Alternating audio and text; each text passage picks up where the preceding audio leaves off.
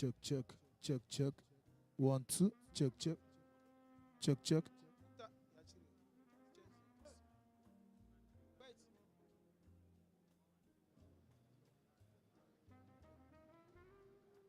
Check, check, check, check. Yeah, 2, check, 1, 2. Check, check, 1, 2.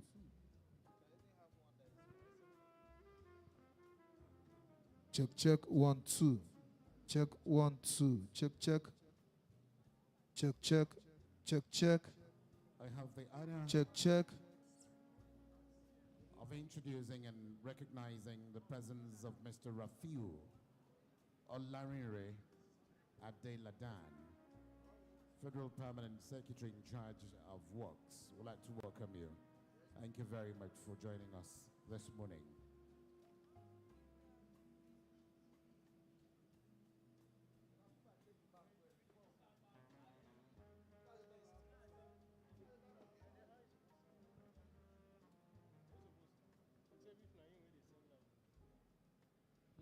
Please, media team, kindly cue in the Federal Civil Service Anthem.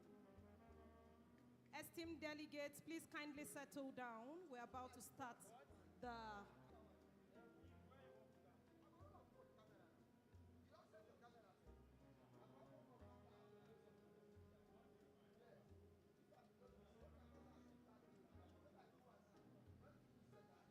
I'd like to quickly acknowledge the presence of the Permanent Secretary, Career Management in the Office of the Head of the Civil Service of the Federation, Mrs. Nkiruka Nebo Jones. Jones Nebo, you're welcome, ma'am.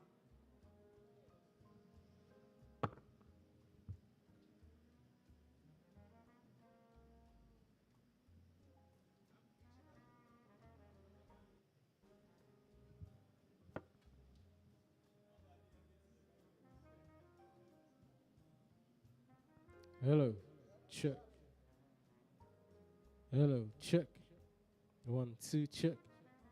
1, 2, check.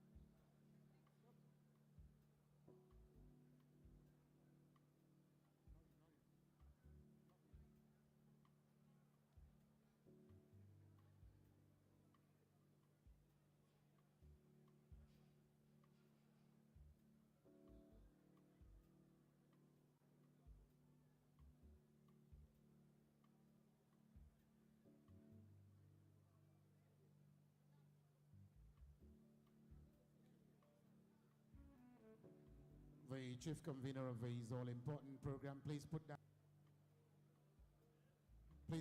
the music completely. We're set to hit the ground running with the very first segment of this conference. Distinguished ladies and gentlemen, my name is Andy Gabriel, and I'm not working alone. I'll be working with Olufunke Taiwo Akinwumi, and joining us as a moderator this morning is our sister and our friend Stephanie Bossari, formerly of CNN. Distinguished ladies and gentlemen, let's please welcome us with a round of applause as we get these international conference second thing. This segment started with the civil service anthem. And so may I kindly crave an indulgence for all of us to please rise for the civil service anthem. May we please rise. And we will be very to get this program underway. The civil service anthem, please. There were obstacles and there were hurdles that we had to face. Now there's a sound of change that is coming, a journey towards a transforming and rebuilding a system that will stand the test of time. Yes, we're building a system that will stand the test of time. Efficient, productive, incorruptible, citizen-centered, and epic culture. This is the Federal Civil Service. Our mission is clear as day. This is a call for transformation. This is service. We are marching to greatness.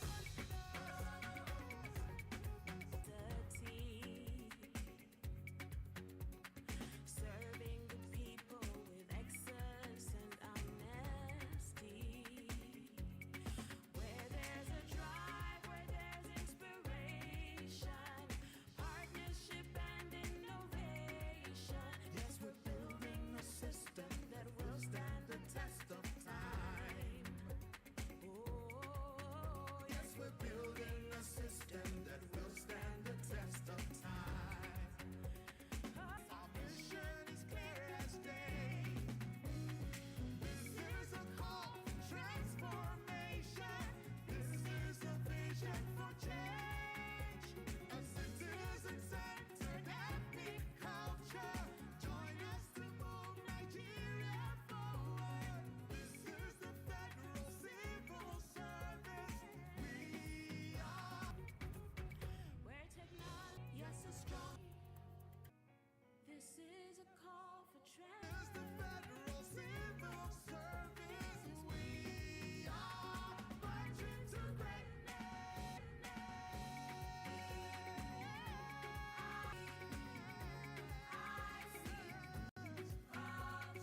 marching to greatness.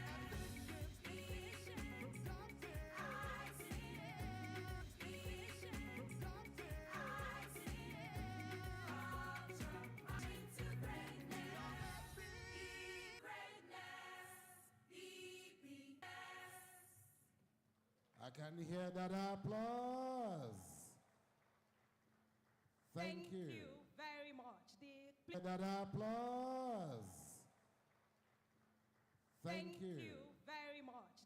Please let's be seated. The anthem we just listened to is the Federal Civil Service anthem that was introduced by the head of the Civil Service of the Federation, Mrs. Didi Esther Wilson-Jack, OON-MN.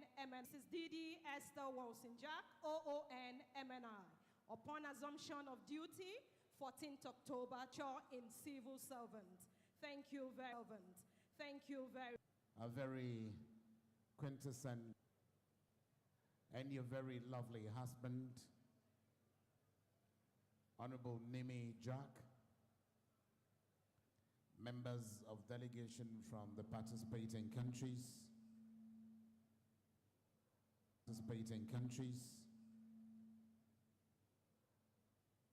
federal permanent secretaries, but permit me to recognize the Honorable Minister of Youth and Social Development.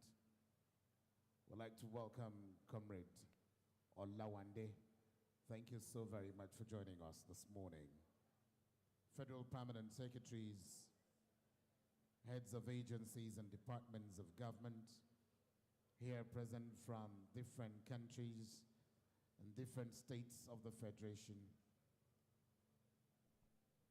are very highly revered resource persons, discussants, distinguished invited guests, members of the Fourth Estate of the realm. I'd like to welcome all of you this morning on behalf of the chief host of this event, Civil Service of the Federation of Nigeria, Didi Esther Wilson-Jack, OON-MNI. whose passion for institutional transformation, innovation, and service excellence continues to inspire a new era within the Nigerian civil service and across the globe. The event will kickstart in earnest, but this is the first segment which has to do with the plenaries. And to take us through that, it is very pertinent at this juncture that we welcome to the podium for a brief of welcome and tone setting. It is my honor and privilege to welcome Dr. Deborah Odo. Can we please welcome her with a resounding applause as she makes her way to the podium? Dr. Deborah Odo, please. Can we give her one more round of applause before she comes on the microphone? You have the floor. Your Excellencies, it is my honor and privilege on behalf of the ONMNI to warmly welcome you to the second edition of the Truly International Civil Service Conference with the theme Reforms, Resilience, and Results. This conference provides an important platform for reflection, collaboration, and the exchange of ideas on the future institutions effective, innovative, and reaches this conversation and underscores our collective resolve to strengthen institutions and improve service delivery for sustainable national development. It is therefore my privilege to welcome us to this exciting conference and wish us fruitful deliberations, meaningful engagements, and a truly rewarding experience throughout the conference. Indeed, the Nigerian public service, and I dare say the African public service, is marching to greatness. Once again, welcome and enjoy a most exciting and rewarding conference. Welcome.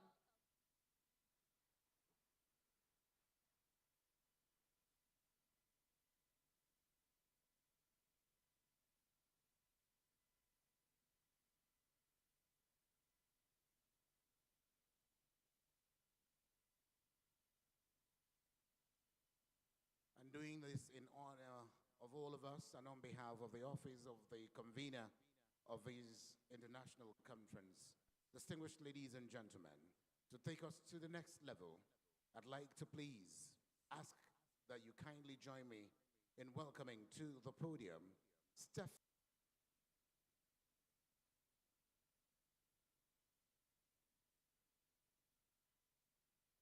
Good morning, ladies and gentlemen.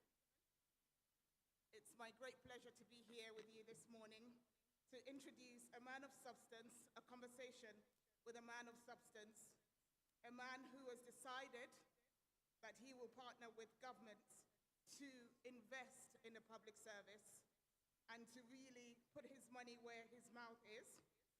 My guest is a co-founder of Access Bank and grew it from the 25th largest bank in Nigeria into the top 5 institution on the continent. That story of institutional transformation is well known. What is less discussed is what he did next. He built a foundation whose core mission is to train and develop senior civil servants in partnership with the Office of Nigeria's Head of Civil Service, with programs running through Oxford and Harvard. He did this not because it was good for his brand, but because he concluded that no country develops without a functional public service, and that someone has to act on that conclusion. His name is Igweje Ike Imokwe, the most strident voices on the African continent. Please join me and give a rousing round of applause to Mr. Ike Imokwe.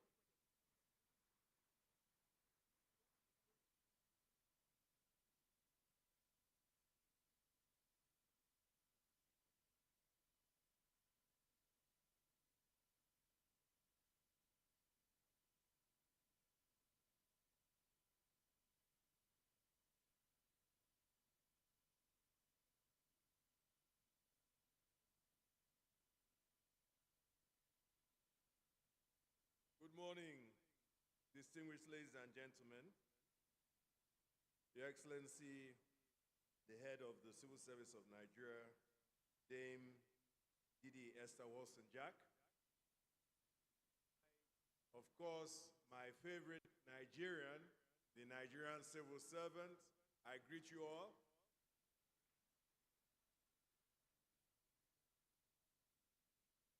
I'm honored to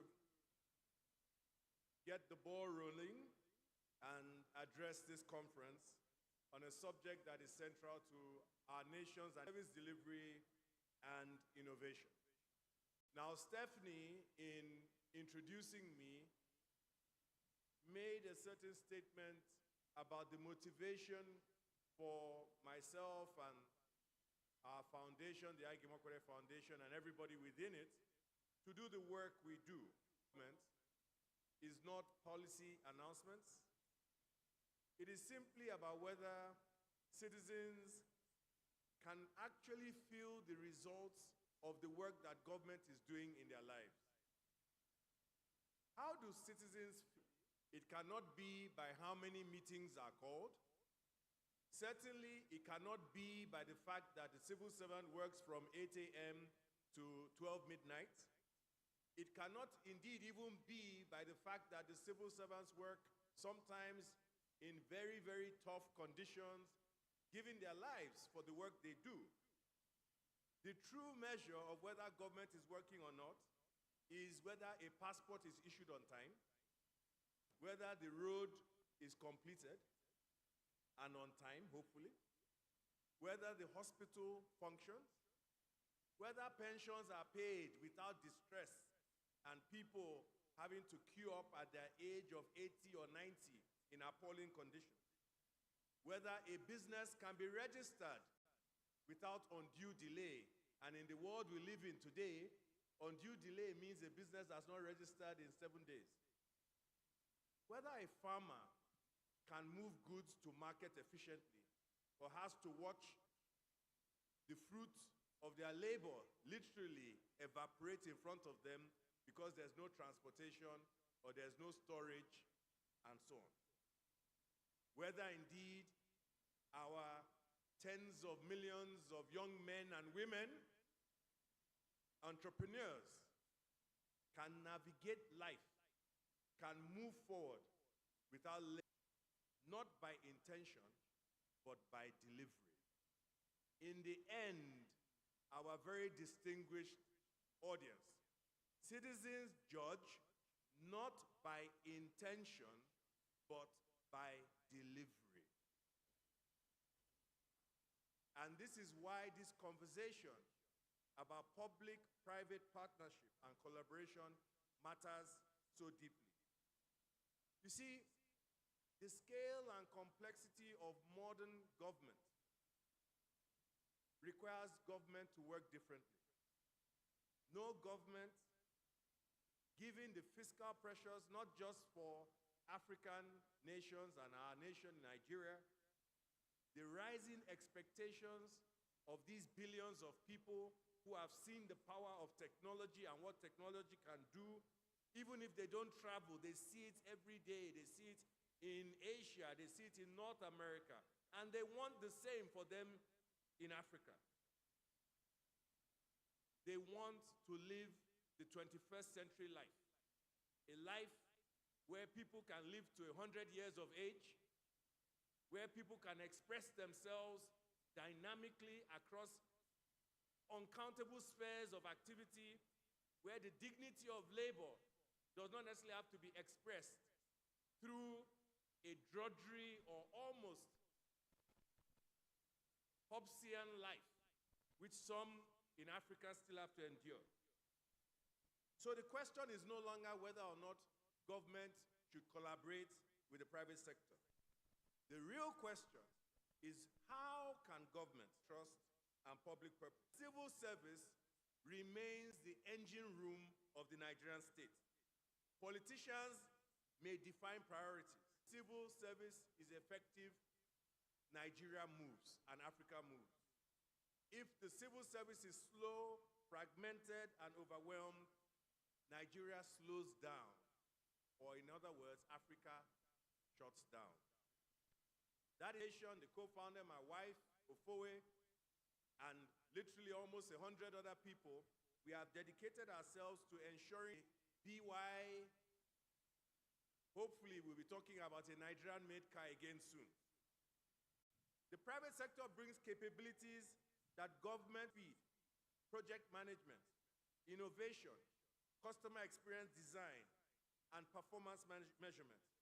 Government brings legitimacy, scale, continuity, and responsibility.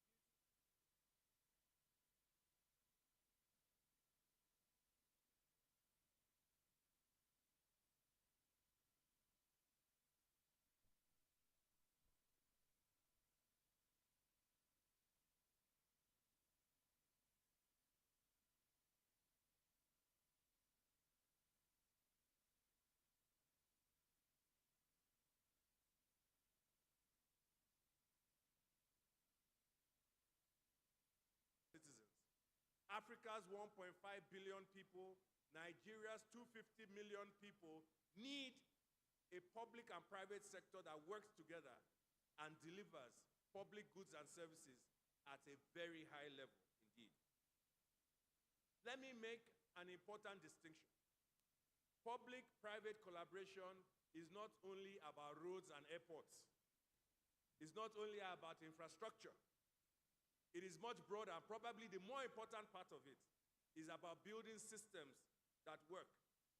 It's about improving the heart and essence of a nation, making the procurement systems better, digital identity that has transformed, for instance, Asia and the Middle East, payment platforms, health logistics, tax administration, citizen service portals, data systems, and indeed the public sector capability, that is the capacity of the men and women who are centrally in this room today.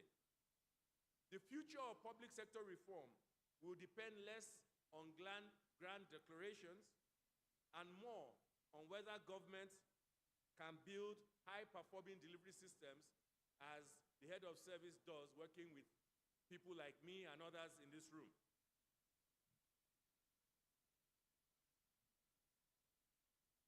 It requires a different mindset. When I say the number of meetings held is not reform, the number of committees established is not reform.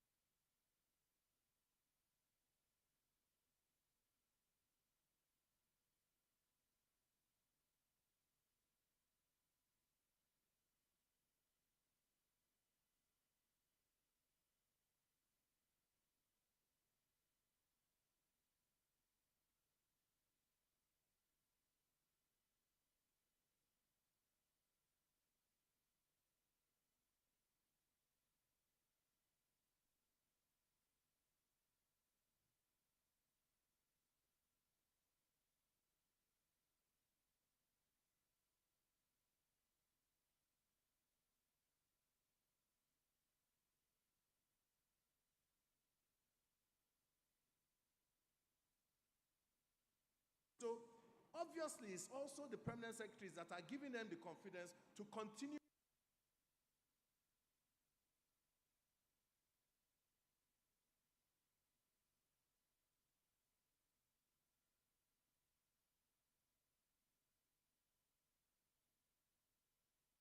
in this reform direction. Obviously, they also report to presidents.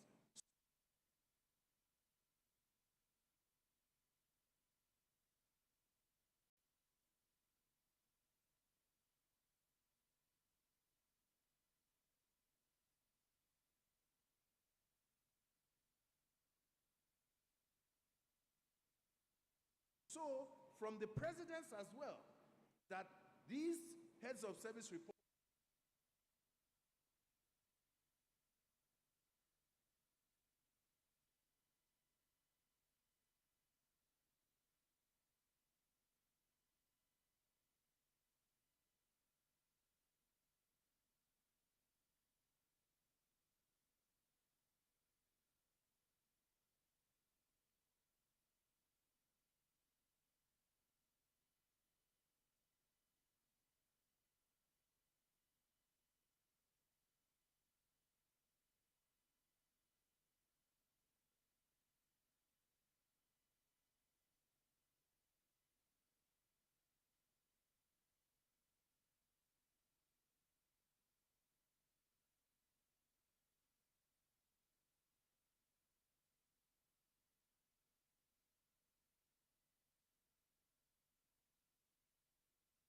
consensus is forming that we must improve the civil service.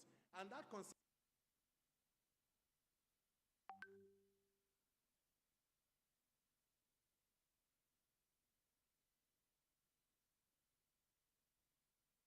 provides us the strong, sustainable foundation to build upon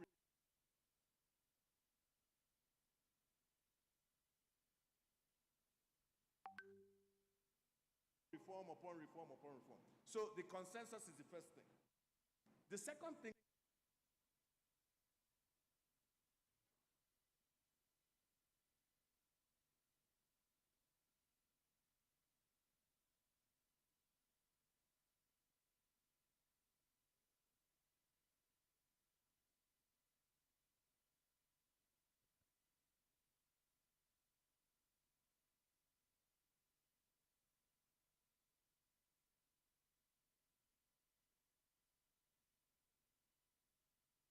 initially, it was lonely. We were alone. We were the only private sector class training of them becoming this powerful, homogeneous group of common thinkers like you have in Singapore. Let's touch 3,000 of them out of this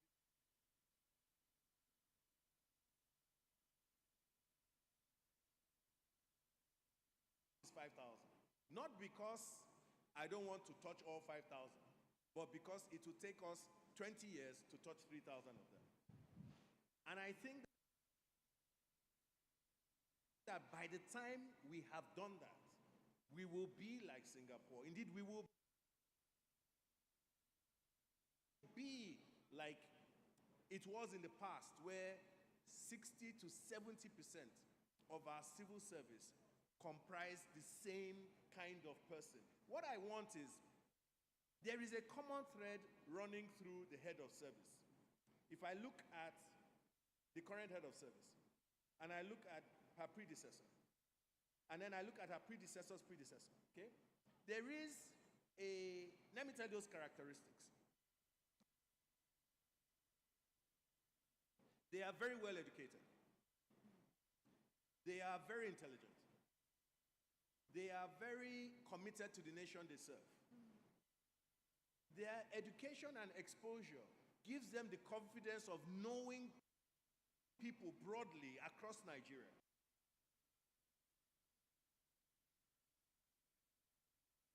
As individuals, okay? They operate from a strong sense of dignity, okay? They are also ambitious in themselves and for their nation. So now, if we begin to commonize these characteristics, infuse this capacity in 3,000 of them, and make them friends, make them work together, make them brothers and sisters in moving this nation forward, Nigeria can never be the same again. That is our theory.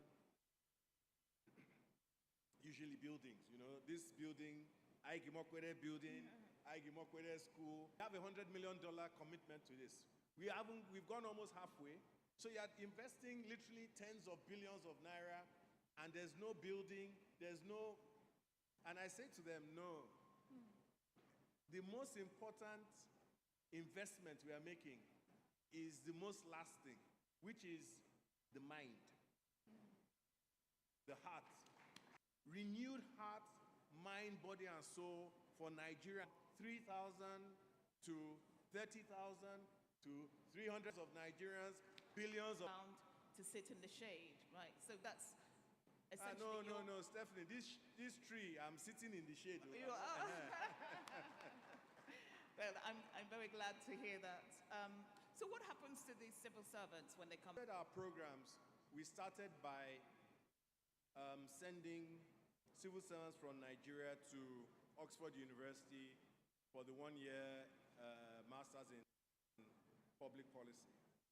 And interestingly, this is how I got to start working with the head of service at the time on reform, because we found it difficult to get them absorbed back into the service.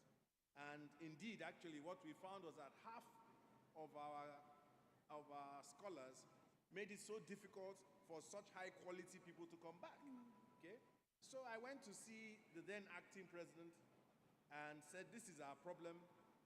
And at the time that we met with the head of service, she was just embarking on this federal civil service reform program. So far as they would agree to ensure that capacity building, in the civil servant be an essential part of how the civil service works today. And it was agreed, and you will find that civil servants go work in the private sector, come back, and new systems that allow the civil service benefit from partners like us. Another one called Smart. I'm a director of this, it's working. Amazing. So one thing I must say, you really want to make me become a civil servant. You're welcome. No, I mean, seriously, because at a point in time... Service.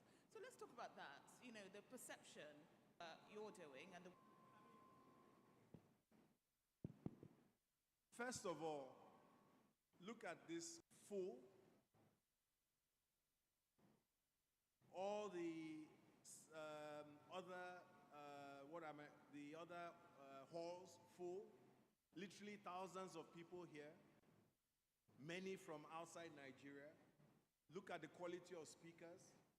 Look at the quality of arrangements within a very narrow budget, within very narrow resources, right? The civil service in Nigeria is inviting the world to participate at a global level on civil service issues. Dignity in the work they do. You give them recognition. You see, to change the human being, the first thing you must do is give that person dignity, pride in who they are and what they do. And that is the first thing that we have stressed must be done in the years that we've worked. And things are really changing. Presidents come for this given to the civil service. I recognize that there are significant resource constraints, greater intentionality about the importance of the civil service in these years than there have ever been in Nigeria, until those days when I hanker back for. Amazing. Okay, so I'm going to ask you one last question, maybe see if we can take a few questions from audience. I think I have enough time to do that. So the big elephant in the room, AI, you mentioned technology, AI. Everyone is talking about how AI is going to transform industries. Many sectors are making cuts, getting rid of staff to bring machines to do the job. How worried are you about the threat of AI to the civil service? Is it complementary or is it a threat? Well, I think when people use the term threat of AI, they tend to go to the issue of jobs and whether AI would replace, so to speak, the worker. in many respects,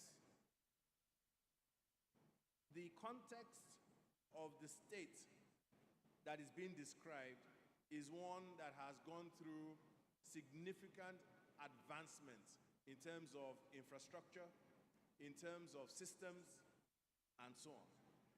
And the thinking, therefore, is that AI would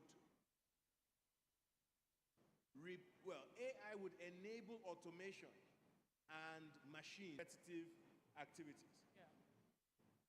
Most of what the civil service does is not basic and it's not repetitive. It's going to be very difficult for AI to perform, particularly for Africa. We have so many problems to solve that are so unique, so structural and intractable that, I don't know, it's going to take us maybe a few decades to have to train that computer to understand the issue before it can provide the solution. So our issues are really very human-centered. And therefore, AI will make our human beings much more effective and productive, but I don't see the core role of the civil servant, which is to formulate the type of policies that lift up lives of people and implement them, being affected. I think it's being strengthened by AI, okay? Now, if you are talking about things that I would not necessarily think you could regard as necessarily things that government must do, such as open a door, and you can, and I mean open a door. So if I go to an airport today, and I go with my passport, there are many will necessarily replace that type of activity, but it will free up the Nigerian worker to do the things that the technology cannot do. And I can tell you there are many, many things. But that's a discussion that we can have. Yeah, absolutely. Okay, so I'm just going to pause here and take one or two questions before we round up this conversation. Do we have a mic in the audience? Do we have a mic?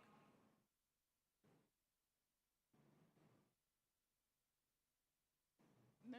Yes, okay, I see someone with a mic. Okay, no, I see a question over here, okay. Please, let's keep the questions brief. Okay, please go ahead. Yeah, thank you very much, Mr. Ike. In 2022, I was a beneficiary of the LEAD program, co-sponsored by graciously giving me a computer as well as the sum of 250,000. That money helped me a lot and my family in 2025, and I'm highly motivated to deliver quality services to the Nigerian people. I want to sincerely thank you on behalf of many of your kind to do the same thing that you do. Thank you very much. Okay, I answer that. Thank you very much. My name is Mfawa, Nigeria. We have problem in the humanitarian sector whereby our work is just beyond the provision. Services are mostly supported by taxes from citizens and well-meaning sector.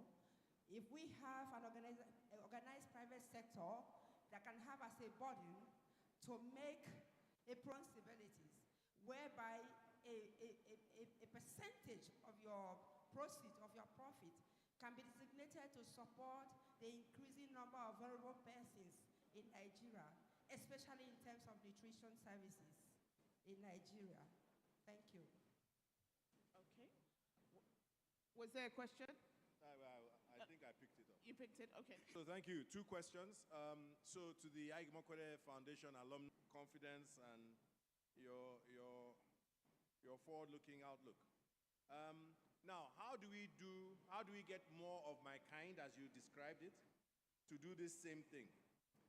I saw recently the head of service go on a road show, and the messages, and I saw a lot of activity where she was addressing business leaders, men and women in the private sector, to come and do the kind of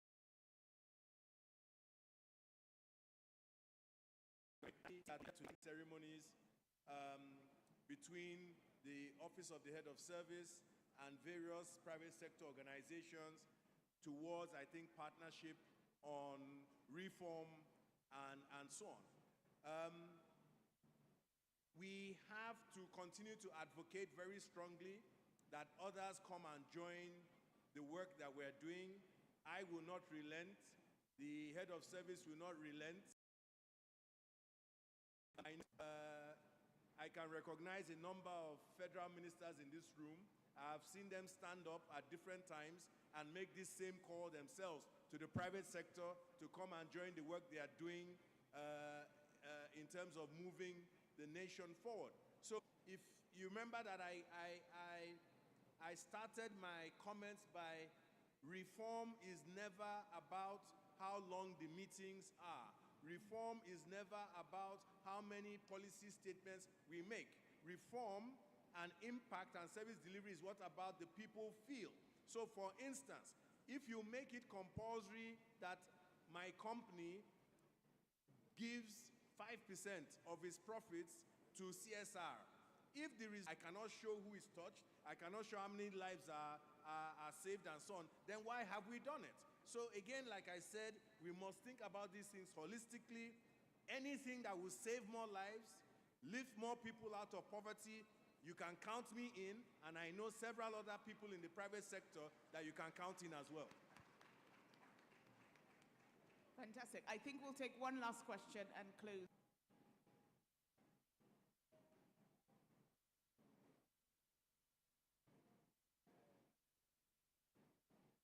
Chairman of Philips Consulting.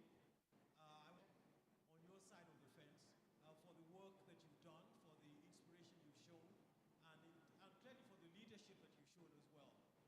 I know the Philips Consulting, we want to see, and you've proven it, that a lot of the things you're doing are actually coming to fruition and having value. Managing that can happen is working hand in hand with the civil service, because that is the executive arm of governance. And I believe that a lot of things that have been done, and recently, like we talked about the head of service interaction with the private sector at the breakfast seminar, at your roadshow, as you called it, has actually attracted a lot of people to realize that yes, we need to work together. So managed to commend you and to tell you that there are a lot of initiatives that are taking place. The Philips Consulting, we've been involved along with about 15 other consultants in carrying out a major exercise that the head of service actually initiated, called we call it PASGA. Okay, it's an acronym for Personnel Audit and Staff Skills Assessment, and that is something that I'll be talking about later on today. So it's all part of that, of saying we want to uplift the civil service on one hand, but we know we need to do it working hand in hand with the people that they serve, which is the private sector. So once again, I need to say thank you. We are all behind you. We are following the leadership that the foundation has laid down, and you've actually shown us what it is we can do, how we can. Well, So that seems like a, sure, please. Egbon, thank you very much. For the internationals here, Egbon is a term of endearment you give to your very senior brother. Mr. Folusho Phillips is one of our leading lights in the private sector and a senior brother and a mentor of mine. Thank you very much. So that seems like a good place to bring this very insightful and very remarkable conversation to an end. Your presence, your leadership in this sector, and all this after. So thank you very much indeed. A huge round of applause for our speaker this morning.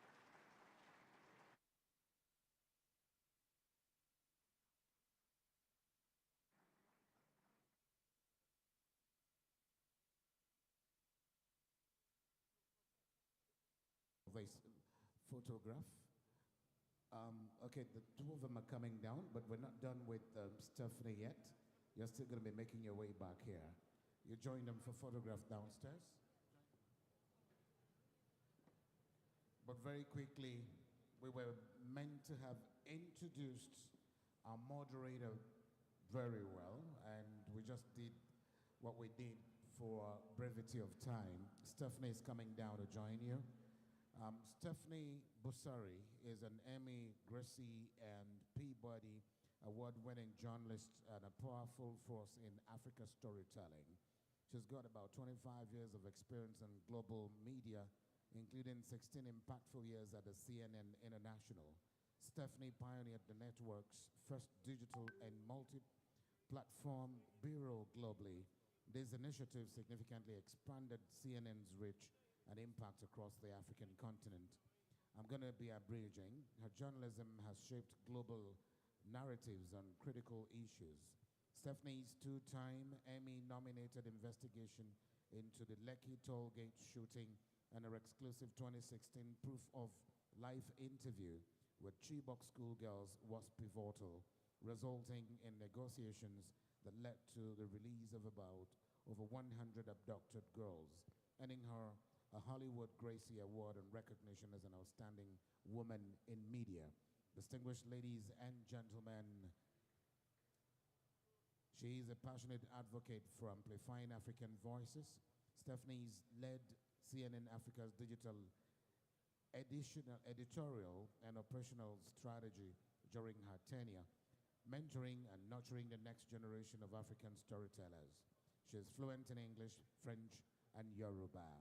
She's still a moderator for the very next session, but very quickly, whilst you take your seats, it is pertinent to let you in and that Stephanie's TED Talks have garnered over 2 million views, establishing her as a sought-after speaker, host, and high-level panel moderator. She's also the founder of TEDx Brixton and divides her time between Lagos and London. Please, a round of applause for Stephanie one more time and our resource person, Aigboje Imokwede. Please give him a round of applause as well one more time. To avoid disruption, please. Disruptions. Thank you very much. Esteemed delegates, just to let you know that we have 8 stages that will be running concurrently from 11 to 11:50. This is just the main stage, transform stage. We have VT moderating that session. We have the impact stage, Joe Abba. We also have the activate stage. The conversation there will be from conversation to commitment. Making reform is Mr. Folusho Phillips. Inclusive governance and in 10 minutes to please kindly locate your stage. You could quickly scan the barcode on your tags to get the running sheet for today. That's the program of today. And you flip through the stages and see the stage you want to attend. On the Transform main stage, very shortly, we'll bring up the Minister of Interior, Mr. Olubumi Tunji Ojo, who will be talking about modernizing. The next resource person, the very Honorable Minister of Interior, Honorable Dr. Tunji Olubumi Ojo. I'd like that you please join me in welcoming him with a very resounding applause, please. The enemy of progress, delivery, and stifle innovation. These are some of the conversations that we'll be paying rapt attention to as he takes the stage. As we welcome back our moderator, Stephanie Bossari. Ladies and gentlemen, a one round of applause for Stephanie Bossari one more time.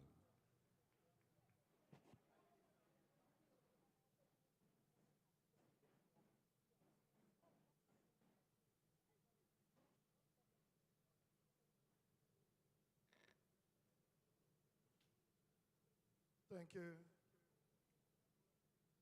May I start by recognizing the ever hardworking, innovative, reformative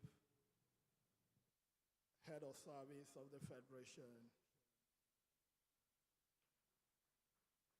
And may I recognize fellow members of the Federal Executive Council in the House, and please permit me to specially recognize all the heads of agencies here present, and let me also recognize members of the diplomatic corps here in the House, and may I also recognize industry leaders. I can see Mr. I. Gimokede. I recognize you. Thanks for the wonderful work you're doing.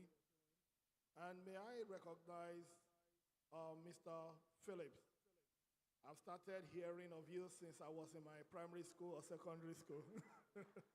Thank you so much for the great work. And let me say, for me, the best for the last. May I use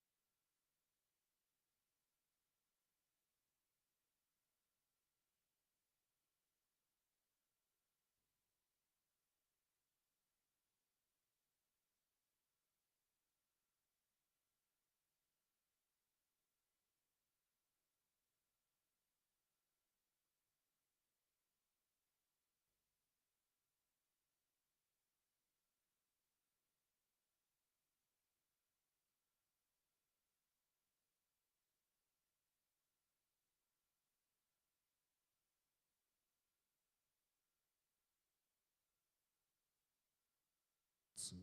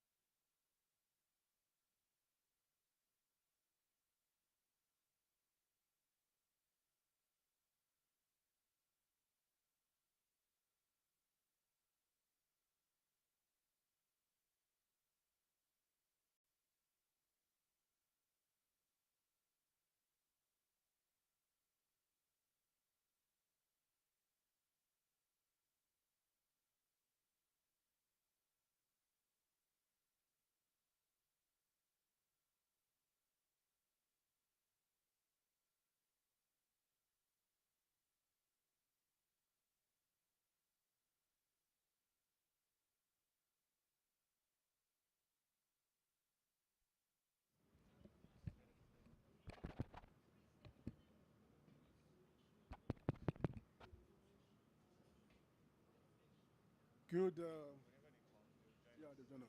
Good morning.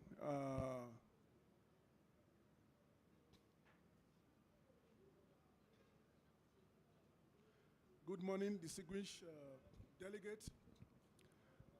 Welcome to the first session talking about AI in government. What should we do and what shouldn't we do? As part of this panel discussion, we're supposed to have the DG of NIDA is on his way. We have myself. My name is Idowu Afe, a distinguished scholar and retired federal director and industry practice in AI. And after my right is essay to the head of service, Dr. Gideon Adogbo. And then to my far left, it's a representative of Dr. Latunji, the DG of. Gentlemen and ladies, AI is everywhere. We know about AI, and it's not futuristic any longer. So it's something that has come to stay with us. So what do we do when we have something staring at us at the face? Let me give you a very good example. In a country like Estonia, a very small country like in Estonia, they are using AI for things like service delivery, task assessment, task collection, and stuff like that, right? So in a country like this, government has invested a lot in public policy, service delivery.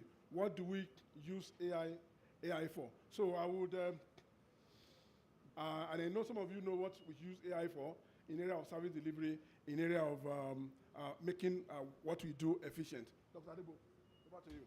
Good in retirement. To make, eh? 2 years to the head of the civil service of the Federation. So AI of the Federation has already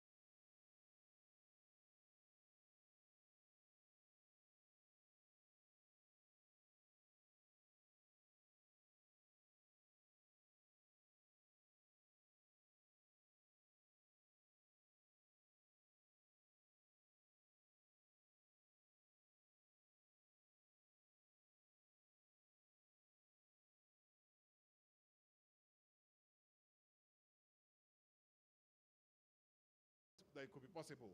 That's the area I want to come in. But coming to answer your question in practical terms, especially in the service itself, is that number one, we want to look at it from the point of policy. Now, we will expect, for instance, that every MDA should have, I don't know how much discussion we have had, every MDA should have an internal AI policy that would create a kind of a boundary what should be used and what should not be used. Secondly, also, as we come to understand that AI in governance is different from AI in the private sector, because government will have to take responsibility if it's using AI and AI misfires. So that shows that we will also need to, as a government, create a structure, a governance structure, a framework that will have to moderate and monitor the use of AI.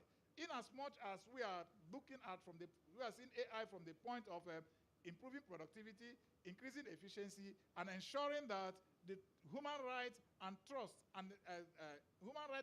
also is maintained. It's very, very critical in the sense that that's where data protection also comes to play a very critical role.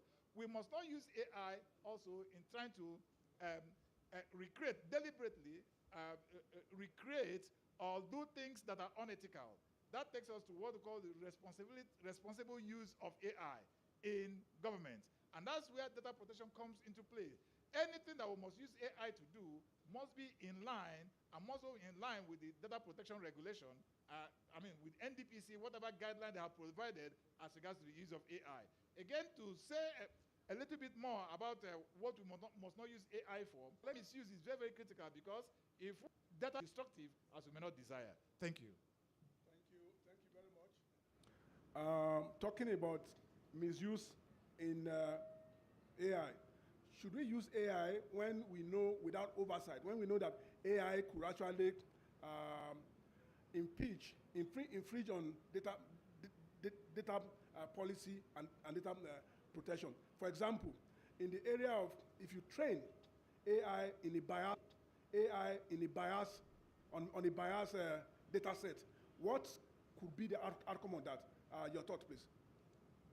Okay, thank you for this insightful question. See, when the trained data, the historical data is being trained on the AI model, it's not even about the training, but actually prior to you deploying that, there is what we call, so that DPIA will give you an avenue whereby you can overall usage to the community or to the ecosystem or to the users or data subjects, as the case may be. So, or to the users or data subjects, as the case may be. So also, and also part of what we are going, the efforts we are making to make sure that we mitigate those risks is that even the historical data, you can, as a developer, we are urging that we prefer you to pull the data that is fictitious, like on the tool. We have what we call the Artificial Intelligence Systems Impact Assessment. At the first place, let's even try to assess the impact. The AI tool is a network engineer working with one of these telecommunication giants in Africa. So he told me that with the emergence of AI, Abakar, nowadays should fix that network or box those issues. I used to completely copy all the ports addresses, the IP addresses of my office, and pull it into that AI tool, and immediately it will give me the particular area at which the network glitch or issue is. So I was now like, my guy, have you ever thought of you like selling your? He said that he has been doing that for efficiency and fast delivery intent in the ecosystem. So you can see the area. And then also as data subjects, because at the Data Protection Commission, NDPC, in line with our Section 37 of the Act, addressing the discrimination, the biasing, also we have a subsection whereby you have to let the data subject clearly understand that you are pulling his or her data in an AI tool for decision making. And then he can also, he has the right to also object from such acts also. And then also you can see that in the banking industry, they are using AI models for loan assessments, loan approvals, and likes of that. So they are life-changing decision makings. That's why we are also urging that as a data subject, you also have the right to seek for clarification as far regarding ADMs, the automated decision makers. That's why you can see that at the Gemini, for those of us that are using Google Gemini, it is also transcribing as well as explaining to you a ways in which is arriving with a particular result that you are looking for from the prompt. Like, let me correlate the existing frameworks. Let me also assess what is the current resources I'm having online. Wait for me a bit, so you can see the breakdown of the reason or maybe the analysis of why it is giving you that particular refraining from sharing sensitive information in terms of governance, actually. Sharing sensitive information in terms of governance, actually. Thank you very much. Thank you very much. You heard from him. We should refrain from sharing sensitive information, because if those information get to everything we are doing. Thank you. Thank you. Everything we are doing. Thank you. Thank you. Thank you. Any other? Thank you. Any other? Alewa Ezekiel. Good to see you, sir. Former director. In workplace with human resource. Thank you. Thank you very much.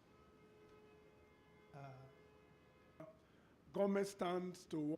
Over to you. Okay, thank you. Over to you. Okay, thank you.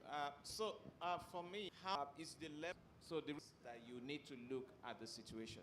But if you want to say because of risk you will not use something, then you are never going to do anything. I think you should just leave this earth, right? No, you will not use something, then you are never going to do anything. I think you should just leave this earth, right? No, yes, because leaving your house, yes, because leaving your house, there is risk. In fact, sleeping 1 minute, not 2 hours, then you now come and say you are refreshed. Come on. What a risk. You'll be left behind. Continue your life. You must use AI. You must use AI in everything you do. Just challenge me on that, but I stand by it. Yes, thank you. Thank you, Doctor. For me, the risks are enormous, right? I posted a question. I said, should we use AI, right? If you use AI, should we use AI, right? If you use AI, one of the risks we could face in that area is misuse of personal data. Right? Which the gentleman from NDPC has spoken about. But I would like to ask you a question. If there are error or there are mistakes. That is one thing about the AI. If we are going to deploy AI in investment, you are going to turn of transition. To deploy AI in investment, you are going to turn of transition. But again, I will share a little experience. Perhaps maybe that will help us to know. And that AI transformation plan is responsible. And if that this agency as an agency is now how is neglected there. Identify and using AI in civil service. Exploiting it or revealing it to someone it is. Thank you very much. Join the train. They're going to leave you behind. From when you wake up in the morning till when you go to bed in the evening.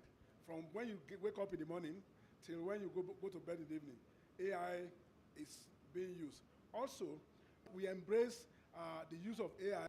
AI is being used. Also, we embrace the use of AI. Why we're protecting their integrity?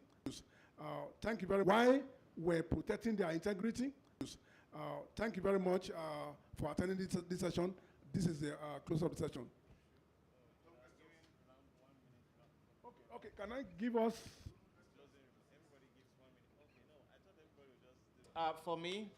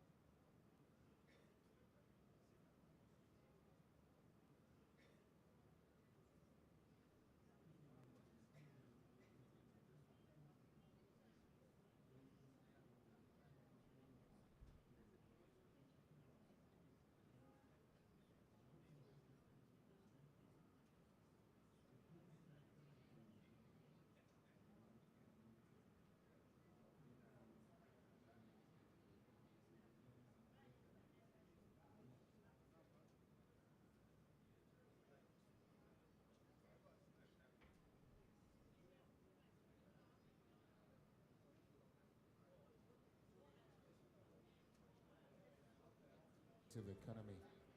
Barrister has finished. And of course, for all family from Ghana, Indonesia, Colombia, Indonesia, Colombia, and Iran, respectively. Please, let's give all of them a very deserving Nigeria with concurrent.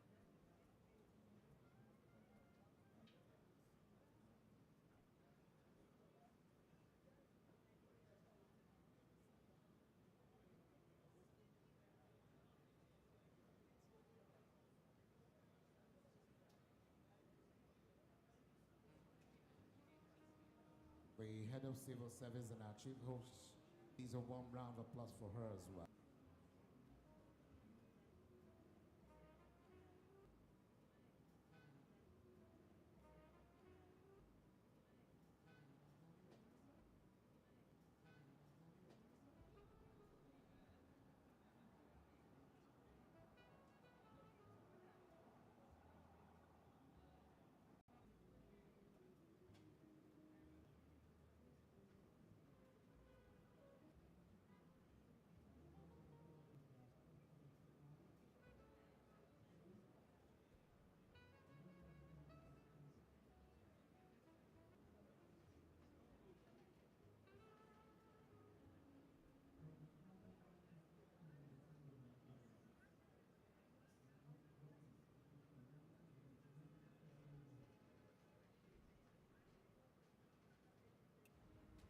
The civil service is the engine room of governance, shaping policies, driving reforms, and strengthening the systems that power national economies. In recognition of this vital role, the International Civil Service Conference returns for its second edition, ICSC 2026. Theme, Reforms, Resilience, and Results. From May 20th to 21st, 2026, Eagle Square, Abuja becomes the gathering point for policy leaders, reform Please, champions, whilst this and innovators is coming on, committed to advancing just give me a second, please. Once this is coming on, please would like to remind us that the seats that you see that have just been allowed to remain vacant are seats meant for the honorable ministers that we're expecting to grace this event. And so we would like to please plead with all our distinguished guests that everyone else should please leave the seats as they are for now. Executive Director, Corporate Services, Southwest Development Commission, would like to welcome you. We also welcome Barrister Oluwaseun Faleye, the Managing Director of the Social Insurance Trust Fund. Would like to welcome you.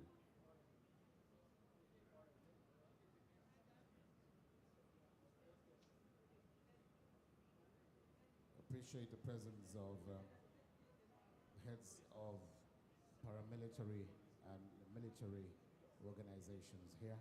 We welcome you.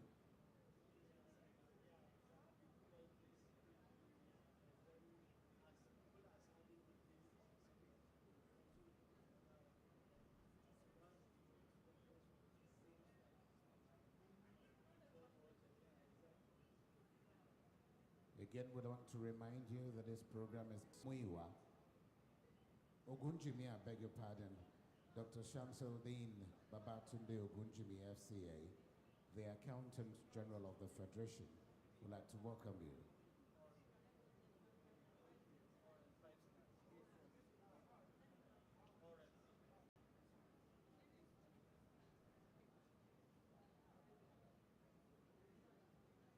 We can have the documentary playback at this point, please.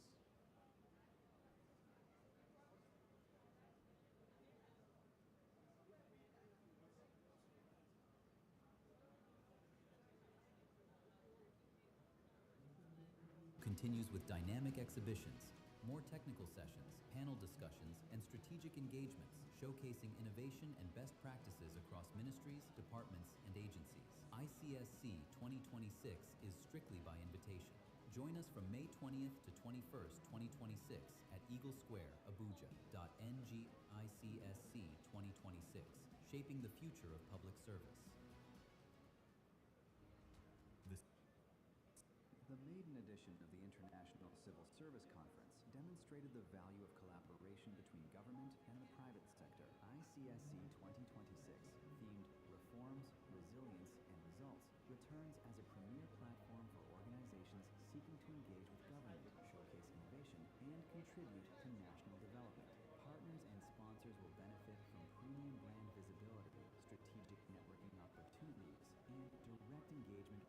ICSC 2026 will hold May 20th to 21st, 2026 at Eagle Square, Abuja. Organizations interested in partnership and NG. ICSC 2026, where partnerships power reform and innovation drives results. The maiden edition of the International Civil Service Conference demonstrated the value of collaboration between government and the private sector. ICSC 2026, themed Reforms, Resilience, and Results, returns as a premier platform for organizations seeking to engage with government, showcase innovation, and contribute to national development. Partners and sponsors will benefit from premium brand visibility, strategic networking opportunities, and direct engagement. ICSC 2026 will hold May 20th to 21st, 2026 at Eagle Square, Abuja. Organizations interested in partnership and Down the President of the Federal partnerships Republic of Nigeria, His Excellency Bola Ahmed Tinubu, GCFR, is a special guest of honor at these events, just about making his way. We don't want to see people standing. Can you please either move to your stage or better still take your seat? Can we have you take your seats, please? We don't want to see people standing. Can we all please take our seats? Extreme end. Please, let's clear the aisle where the cameramen are. There'll Please. be time enough for exchange of pleasantries Thank you. and networking. Please, for now, can aid to either of our principals and you are standing, you can move to the corners of these auditoriums so we have these free. We want everyone seated, please. Gentlemen of the press, please kindly move backwards. Please. Please kindly move backwards. Please.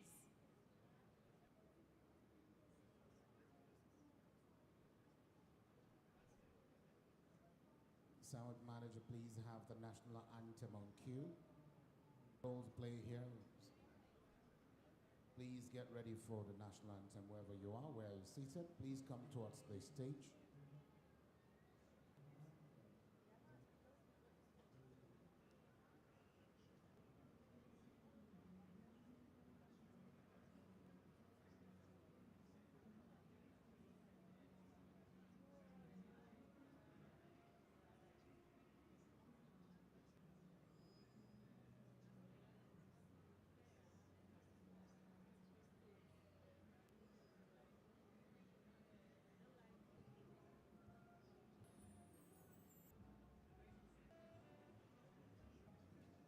Distinguished Honorable GC, and he is none other than His Excellency Senator Dr. George Akume, CON. Media men, please kindly clear the aisle. Please.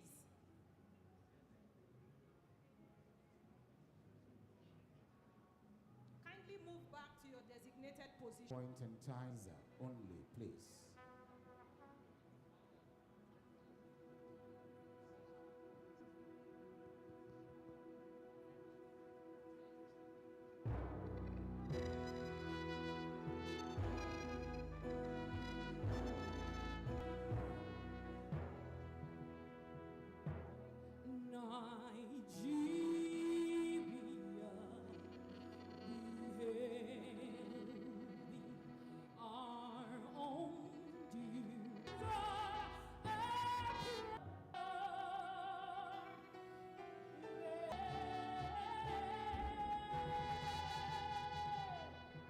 Of the Nigerian national anthem.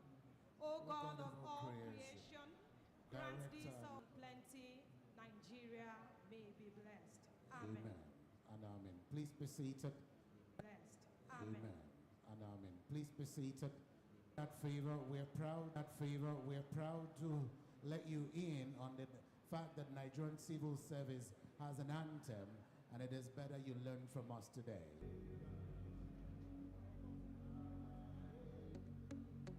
There were challenges and there were struggles that we had to brace. Now there's a sound of change that is coming, a journey towards a transforming and rebuilding a system that will stand the test of time. Yes, we're building Productive, incorruptible, citizen-centered and epic culture. This is the Federal Civil Service. Our mission is clear as day. This is a call for transformation. This is a vision for change. A citizen-centered epic culture. Join us to move Nigeria forward. This is the Federal Civil Service.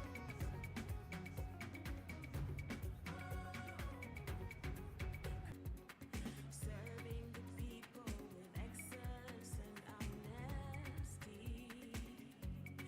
Where there's a drive, where there's inspiration, partnership and innovation. Yes, we're building a system that will stand the test of time. Oh, Yes, we're building a system that will stand the test of time. A citizen-centered epic culture. Join us to move Nigeria forward. This is the Federal Civil Service. We are marching to greatness. Marching to greatness. yes, a strong civil service means hope for our country. This is the Federal Civil Service. Our mission is clear as day. Citizen-centered epic culture. Join us.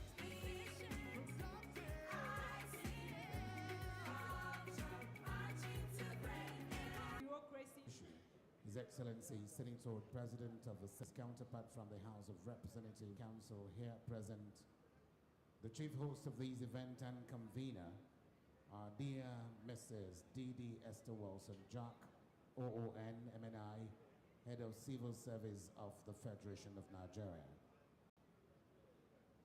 The Chairman, Federal Civil Service, the Chairman, States of the Federation and the Federal Capital Territory, MD, CEO, Flutter Wave, and all of your team, our very distinguished participants from the various participating countries and leaders of these delegations, Federal Permanent Secretaries, members of a diplomatic corps, international delegation, heads of civil service institutions, and senior government officials from the United States of America, from the United Kingdom, from Singapore, Switzerland, Ghana, the Gambia, Zimbabwe, Zambia, Algeria, Sudan, Indonesia, Iran, Ethiopia, and Colombia, respectively. Heads of security agencies, heads of agencies, and parastatals to the second edition of the International Civil Service Conference 2026. Today, Nigeria proudly hopes across the globe for this very strategic conversation that will shape the full reforms, adaptive institutions, and measurable outcomes in the delivery of public service. To speak further, and chief host of this event, the very delectable, quintessential visionary, Mrs. D.D. Esther Wilson Jack, OON, MNI, Head of Civil Service of the Federation, the reformist as I call her, to come to the stage to formally welcome all distinguished participants and the President of the Federation formally to this event. We can do better with that round of applause for this Ladies and gentlemen, rejuvenate, innovate, and accelerate the transformation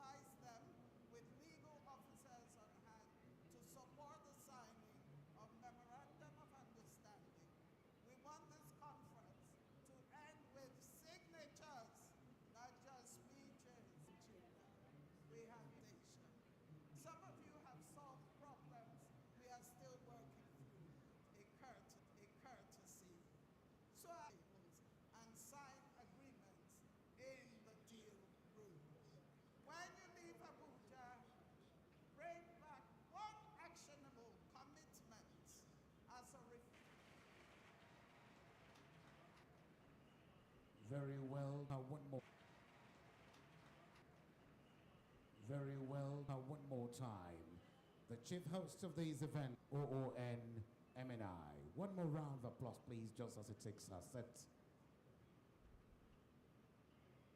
Your Excellency, our very dear President, ably represented here by the Secretary to Government of Diplomacy, she has continued to distinguish herself, bring commitment.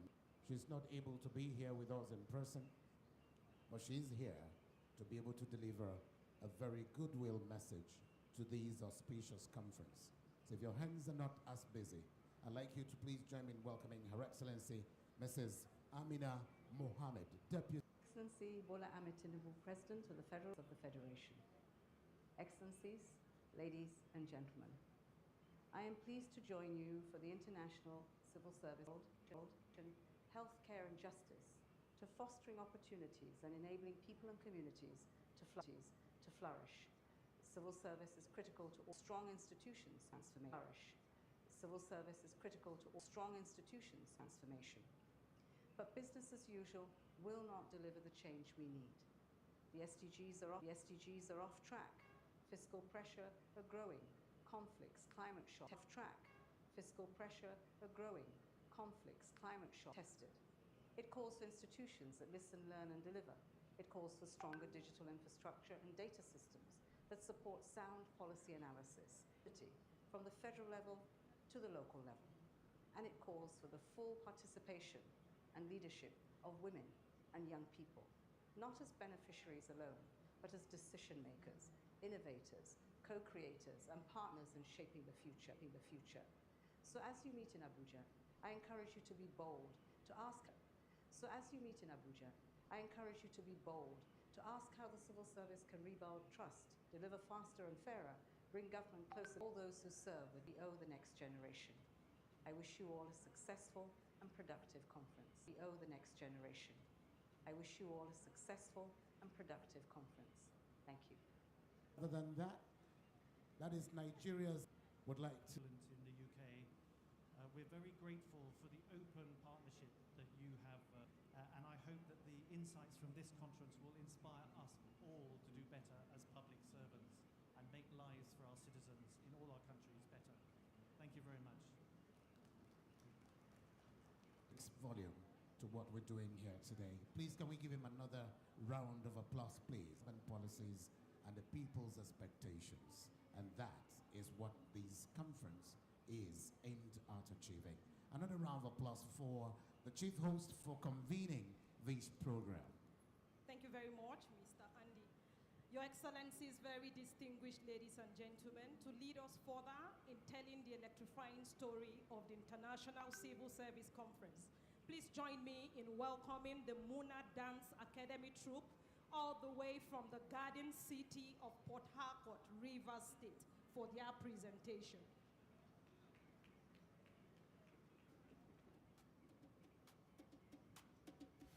From every corner of the land, hear the call.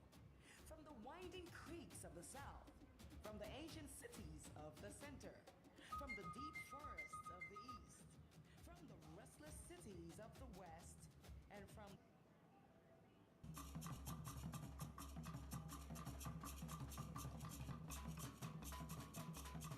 zaman lafiya, Allah ya komar da kowa gida lafiya.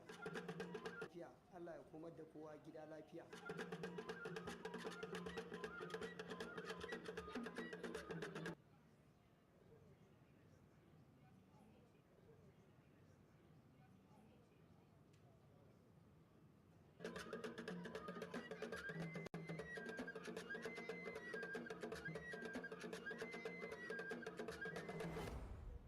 Àwa ọmọ ilẹ̀ Yorùbá a kí àwọn tó ń ṣiṣẹ́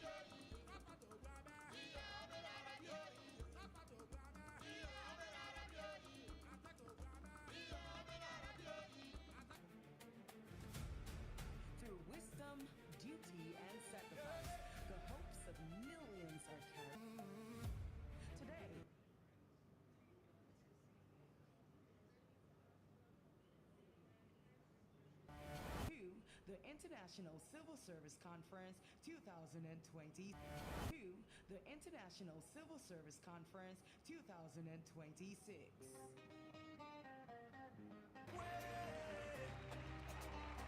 The Commander-in-Chief is entering! From the people and taking us on, the flag is waving high today. Progress rising in every way. President Bola Ahmed Tinubu arrived. Forward we go. Nigeria rising. Let the whole world know. Together we stand. Together we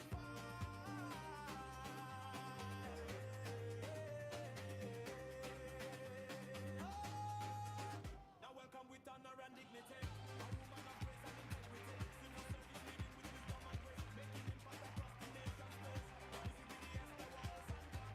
Who and I will welcome you back. Strong in service, focused and bright. Working for Nigeria's future life. Ladies and gentlemen, the applause is loud, the celebration is sweet, and history has been written. A new head of service has been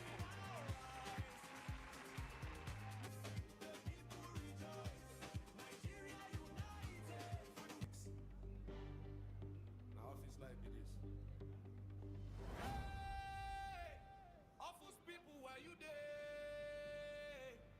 If your file don't ever lost it. Hey!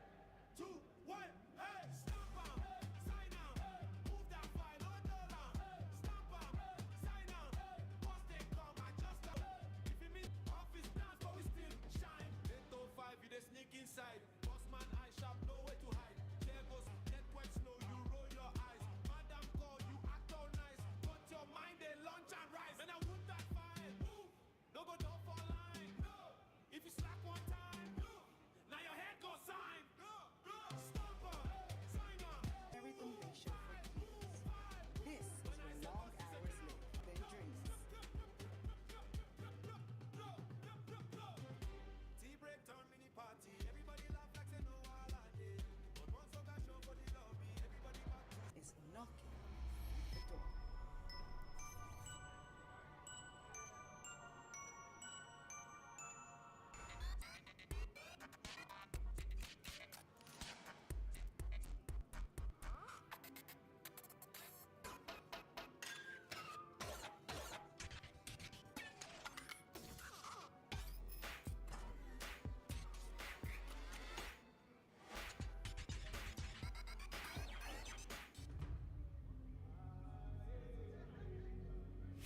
Hey, please, I want to ask, how do I apply for maternity leave as a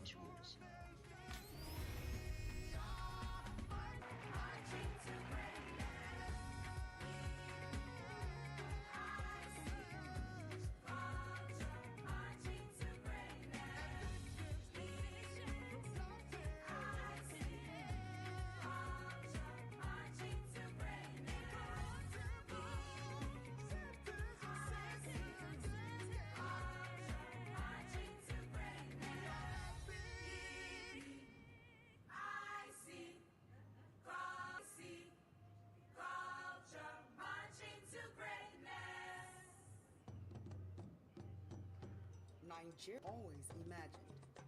And behind that movement, behind policies, ministries, institutions, and public trust, is the civil service. Not perfect, not without challenge, but willing to evolve. Because reform does not begin in comfort. It begins in the decision to do better, to move from systems that once struggled under the weight of time into systems becoming faster, smarter, and more connected. From service that once human, and perhaps that will remain, and the understanding that creativity and excellence are not limited by physical ability. Somewhere along the journey, somewhere between reform and resilience, the anthem began to sound a lot less like music and more like memory. This is the Federal Civil Service. We are marching to greatness. History will remember our courage to evolve through resilience, reforms, and results.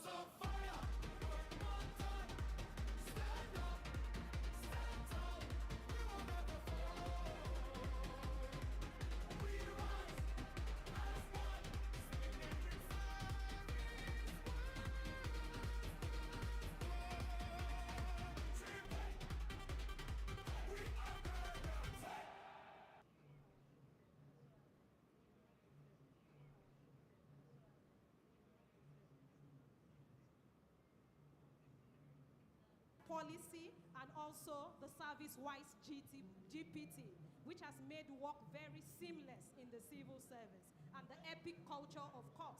Civil servants are now EPIC, efficient, productive, incorruptible, and citizen-centered. No thanks to our amiable head of the Civil Service of the Federation and her team of transformative permanent secretaries. I think they deserve a better round of applause. Thank you very much. Mr. Andy, over to you. Thank you very much. Your Excellency, our special guest of honor, and our distinguished guests from different parts of the world.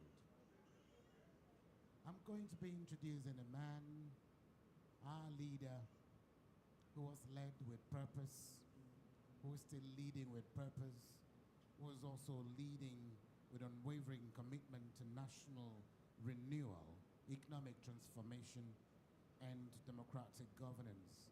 And his leadership has continued to shape the future of our dear nation. Under his visionary leadership, Nigeria continues to pursue reforms aimed at strengthening institutions, empowering citizens, and building a more resilient, prosperous, and a very virile nation for generations. Who is an accomplished statesman, a seasoned administrator, and a patriot of uncommon dedication, of special duties and intergovernmental affairs, and today stands pretty very tall as the Secretary to Government of the Federation. His remarkable journey in public service reflects not only experience and loyalty, but enduring commitment to nation building. Distinguished ladies and gentlemen, the leader I talk about is His Excellency Bola Ahmed Tinubu, GCFR, President and Commander-in-Chief of the Armed Forces, who will be speaking through an elder statesman and a patriot, an icon per excellence. Please join me in welcoming His Excellency Senator George Akume, CON, Secretary to Government of the Federation, whom the President of Nigeria will be speaking through. Can I have that round of applause one more time for him?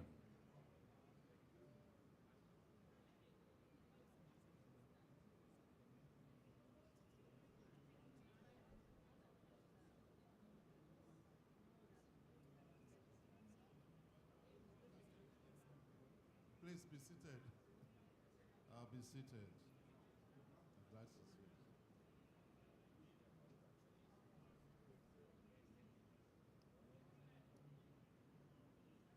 Your Excellencies, distinguished ladies and gentlemen, the President, His Excellency Bola Ahmed Tinubu, CCON, is not here because of other commitments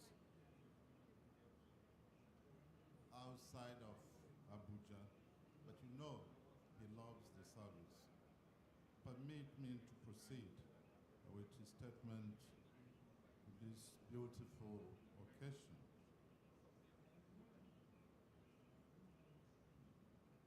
It is a profound pleasure to return to this assembly of dedicated public servants and global partners.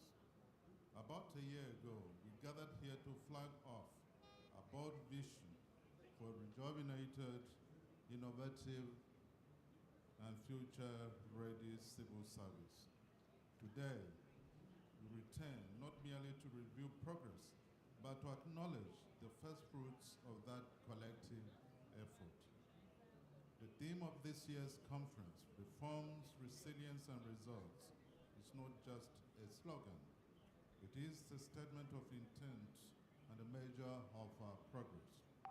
It reflects a transition from aspiration to execution, and from execution to measurable impact. In the past 11 months, the Nigerian public service has moved beyond plans and policy declarations. It has tested its systems, the urgent expectations of citizens. The results we see today speak to the resilience, commitment, agenda of the future. Today with 38 minutes, and end-to-end electronic workflows, it must serve as a bridge to horizon during the about This is a credit in Jack for her exemplary leadership in driving the Federal Civil Service Strategy and Implementation Plan 2021 to 2025, which has yielded the service work with disciplined execution. Also commend the collective efforts of our partners from our research, reform experience, and technical support have strengthened our transformation journey. Nigeria is reforming with confidence, not only to in public service excellence. This conference must therefore serve as a results laboratory. It must challenge us to accountability. How do we build institutions, institutionalize resilience so that the more importantly, that by building a civil service that is sufficient, ethical, professional, innovative, and firmly committed to national development. Particularly members of Nigeria, Didi Jack, and her counterparts from across the world. You are sincerely Richard Montgomery and the Commission, the Chairman, top public servant, distinguished ladies and gentlemen who are all here to participate. And on this note, it's I look forward to the reform actions, measurable commitments, and practical outcomes that will emerge from your deliberations. God bless the Federal Republic of Nigeria. Thank you all.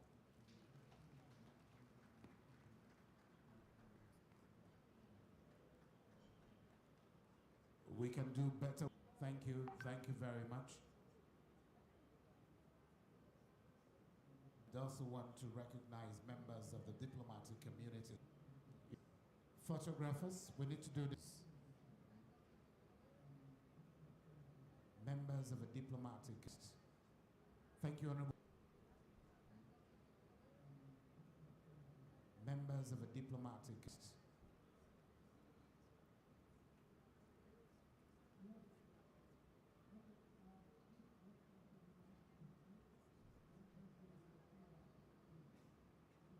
Partners.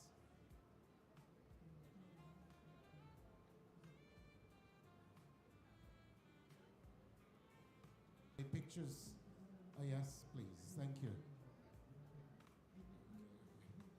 All right. Photographers, are you done? Members of diplomat, the President's representative, Federal Permanent Secretaries. To break that in 2 batches as well. Not the state heads of services and the visiting country secretaries.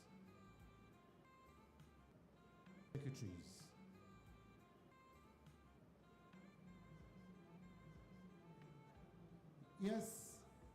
Okay, please. Yes. Okay, please, Your Excellency, we might have to break this. Can we break this into 2 batches, please?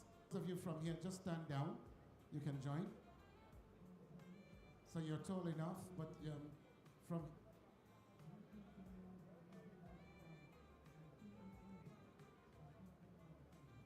Okay, please all of you join.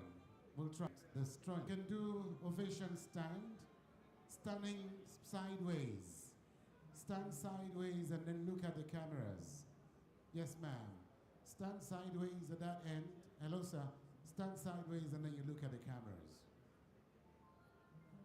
And if you are exiting the stage, please use the other side of the stage, the other stairway.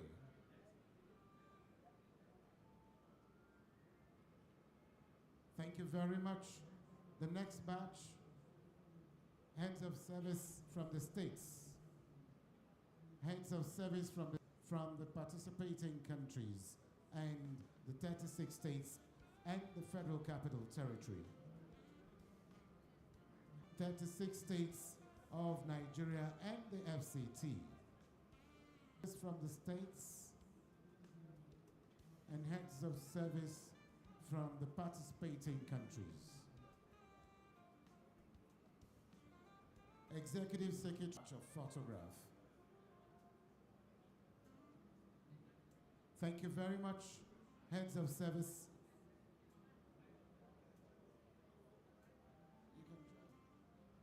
Thank you very much. Can we have the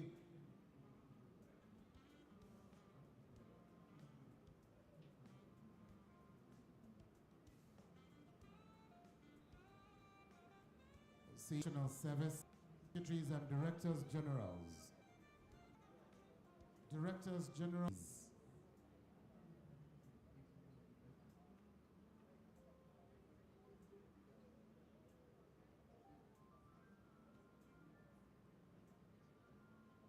Thank you very much. We mentioned heads of paramilitary organizations, Controller General of Nigerian Immigration Service, and the President for a photograph.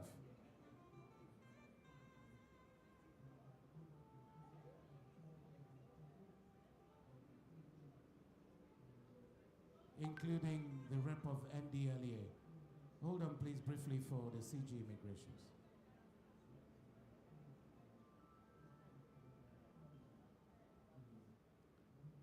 All right.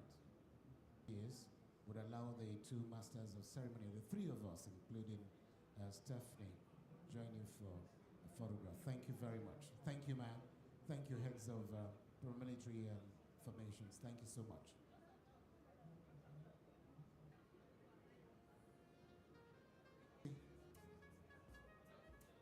Oh, Stephanie's here at last.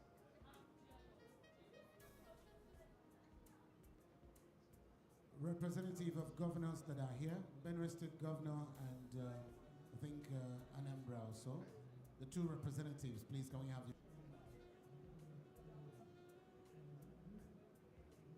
Thank you very much. Representative of the Governor of Benue State and then was that an Anambra? Can we have you quickly? But if you're here alone,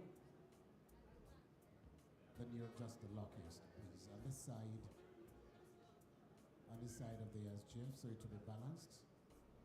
Thank you very much. Thank you. And that will be it for photographs at this point. Thank you, Excellency. Thank you, Your Excellency, the head of Civil Service. Thank you. As you go back to your seat, let's clear the thoroughfare very quickly. We'll be taking the pledge to bring the opening ceremony to a close. That will be as soon as the special guest of honor returns to his seat. Can we have the pledge to bring the opening ceremony of this conference to a close?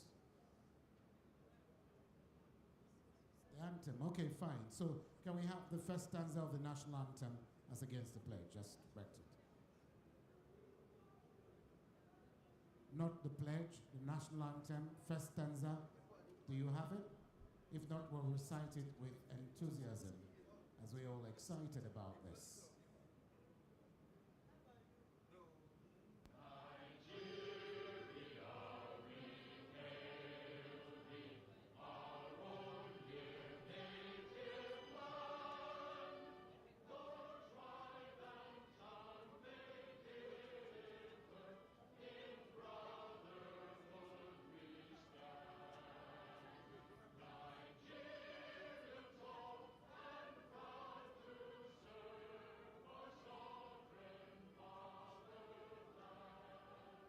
Thank you very much. We wish you a very... But for the rest of us, please, the technical sessions continues in the various stages. So you may wish to go to your stage as you go, and we wish you a very pleasant day ahead. Thank you very much, Your Excellency. Thank you. The VVIP court is just right outside this hall. To my left-hand side for the heads of service, head of civil service to accommodate permanent secretaries, DGs, heads of service of state, CEOs. To the right in food courts, just around. Kindly locate food court 1 to 5. We have 2 caterers each there. They will attend to all delegates. For protocol officers, security, drivers, road safety officials, fire service. Food courts 6 and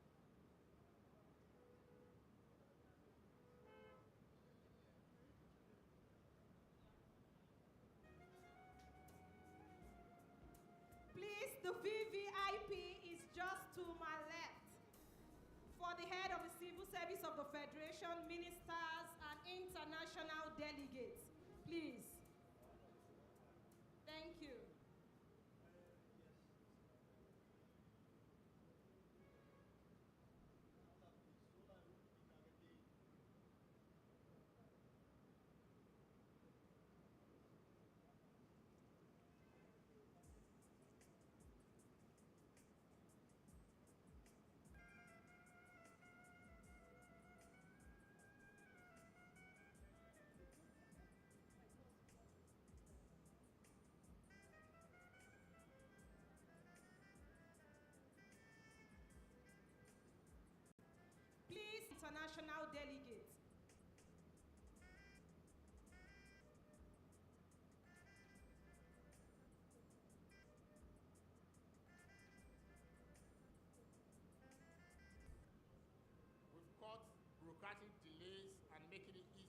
injured workers and their families to access the compensation they deserve.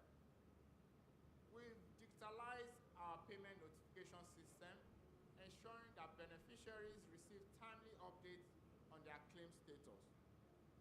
We've deployed focal officers to oversee branch claims operations daily, driving accountability and ensuring optimal results at every touch point.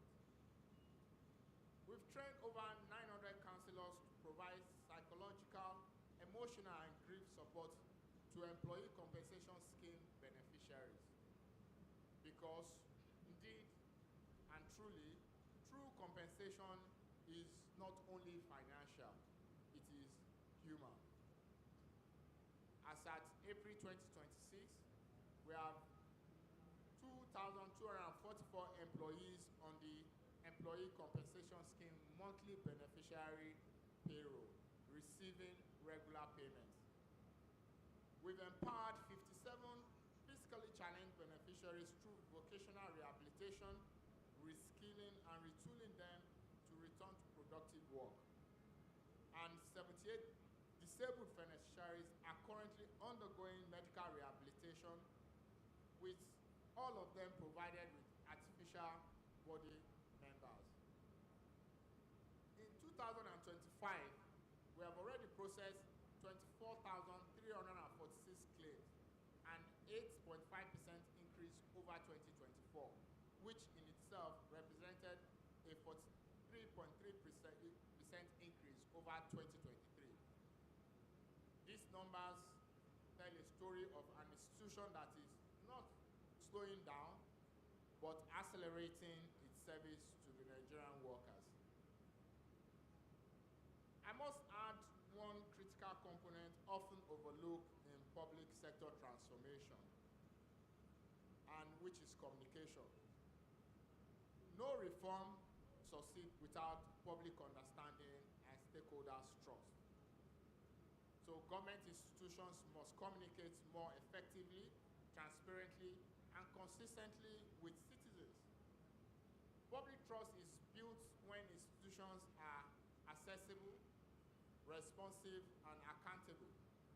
At NSITF, we will continue to strengthen our public engagement and public advocacy, because social security only becomes effective when people understand their rights, responsibilities, and available protection.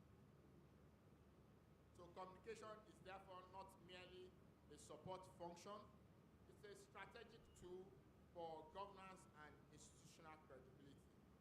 And it's part of the reason why we've partnered with the Head of Service Office to continue to support this program, to really advocate for the adoption of the Employee Compensation Scheme, not only at the federal government, because we know that participants come here across the subnational government to understand what the benefit of the Employee Compensation Act is to their employers. Ladies and gentlemen, this conference therefore represents a rare and important opportunity for us to really imagine the future of public service in Nigeria and beyond. The responsibility before us is therefore enormous, but we see it as an opportunity.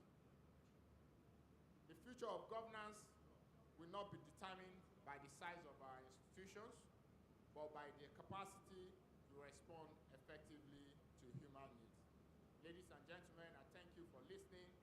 I urge you in your private endeavors, in your businesses, in your places of influence, to urge the adoption of the Employee Compensation Scheme, because we believe that it will further add to the resilience of our economy, the resilience of our workforce, and give vulnerable members of our society the sort of social protection that they deserve.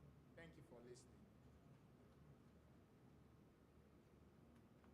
Distinguished ladies and gentlemen, another resounding applause for Barrister Oluwaseun Faleye. Indeed, we must have benefited immensely from his presentation. He's the Managing Director and CEO of the Nigerian Social Insurance Trust Fund, and He's of the elite legal. He's got his elite legal credentials from the Harvard Law School, University of Law, London, and the University of Liverpool.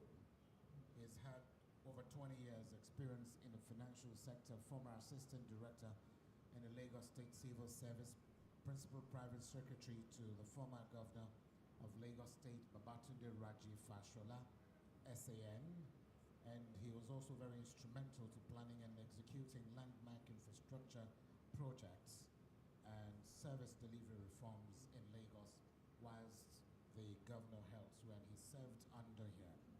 And he assumed office alongside the executive directors of the NSITF.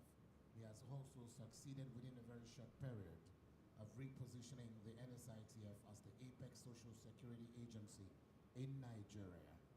And I'd like that we please give him another resounding applause. Thank you so very much.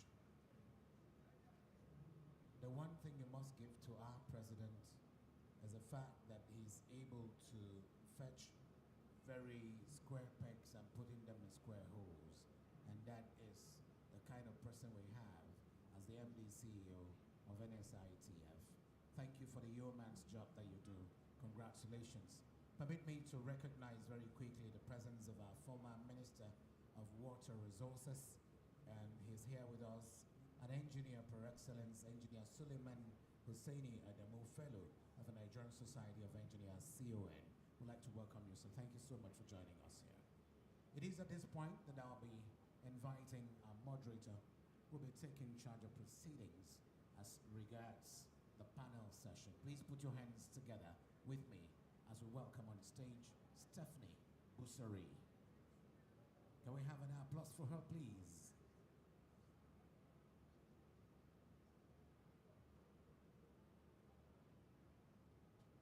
Good afternoon, distinguished guests, ladies and gentlemen. Our next panel looks at resilience in the supply chain and modernizing public procurement standards. Now I invite to join me on stage our panelists, Ben Farrell, Global CEO, Chartered Institute of Procurement and Supply. Please, a round of applause as he makes his way onto the stage. Next, we have Mr. Abel O. Enito. Please join us on stage. Mr. Abel, a round of applause, please, as Mr. Abel joins us. Next up, we have Dr. Yakubu Kofarmata. Round of applause. Please applaud our panelists as they join us on stage. We seem to be missing Mr. Yakubu for now. Okay, and finally, I will call Dr. Adebowale Adedokun onto the stage. A round of applause, please, as he joins us. So, Mr. Abel Enito and Dr. Yakubu Kofamata, if you're here, please join us on stage.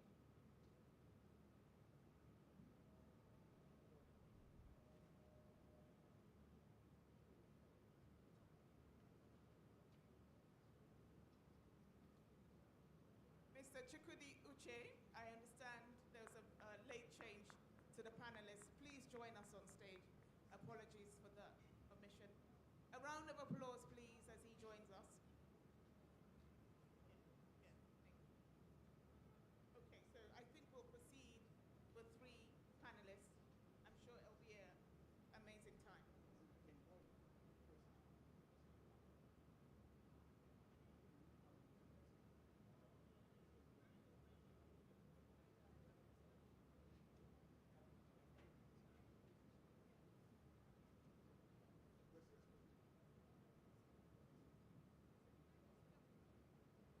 Ask you each to do a brief introduction of what you do and how it relates to the topic at hand, just for our audience.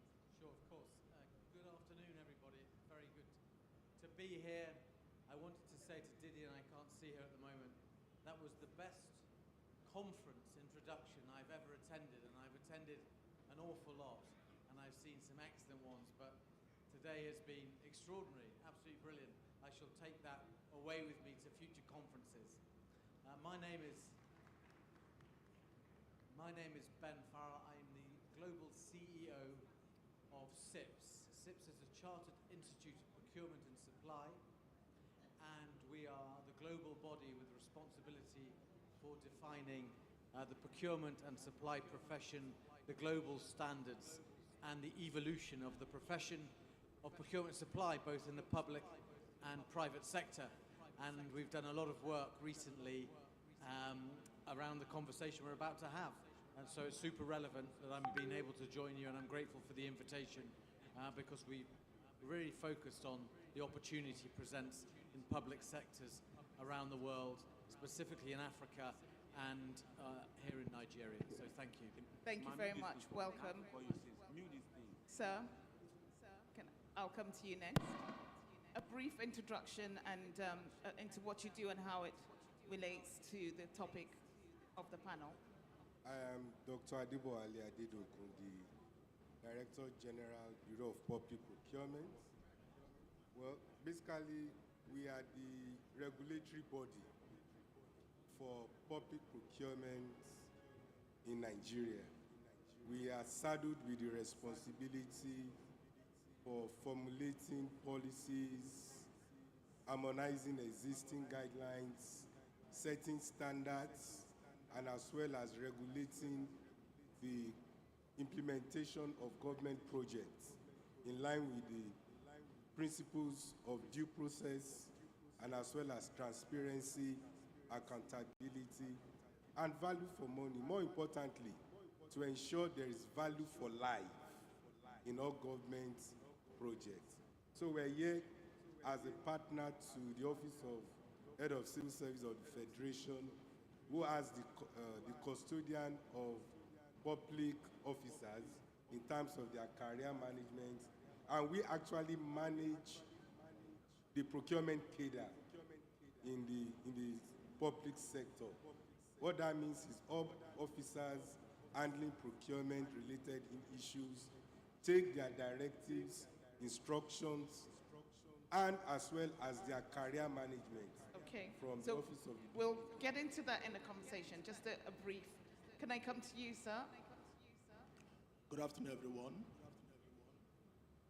For me, I am a pharmacist, a procurement and supply management professional, and I'm the country director for the Chartered Institute of Procurement and Supply in Nigeria. I work with a team of global experts, and just to mention that we have presence in about 180 countries of the world. And I've had opportunity to lead a couple of procurement and supply initiatives, and I've had the privilege of working within SIP's Procurement Excellence Program that we have used to support organizations around the world, both in public and private sector, even in not-for-profit, to bring about transformation in their procurement. Thank you very much. Can I ask you to bring the mic closer when you're responding, please? Thank you. So today's conversation gives us an opportunity to explore how innovation, policy reform, digital transformation, and stronger institutional capacity can help create procurement systems that are both resilient and future-ready. So let me come to you, Ben. When we talk about resilience in the supply chain today, what practically does that mean for the public sector? And what are the biggest weaknesses currently affecting public procurement and supply chains across systems and government institutions? Thank you. I like to think of supply chains more as webs these days, but we can come back to that. I think we must consider this as the physical supply of goods and services, and in this day and age, increasingly think about the digital supply that enable all of us to live our lives every day.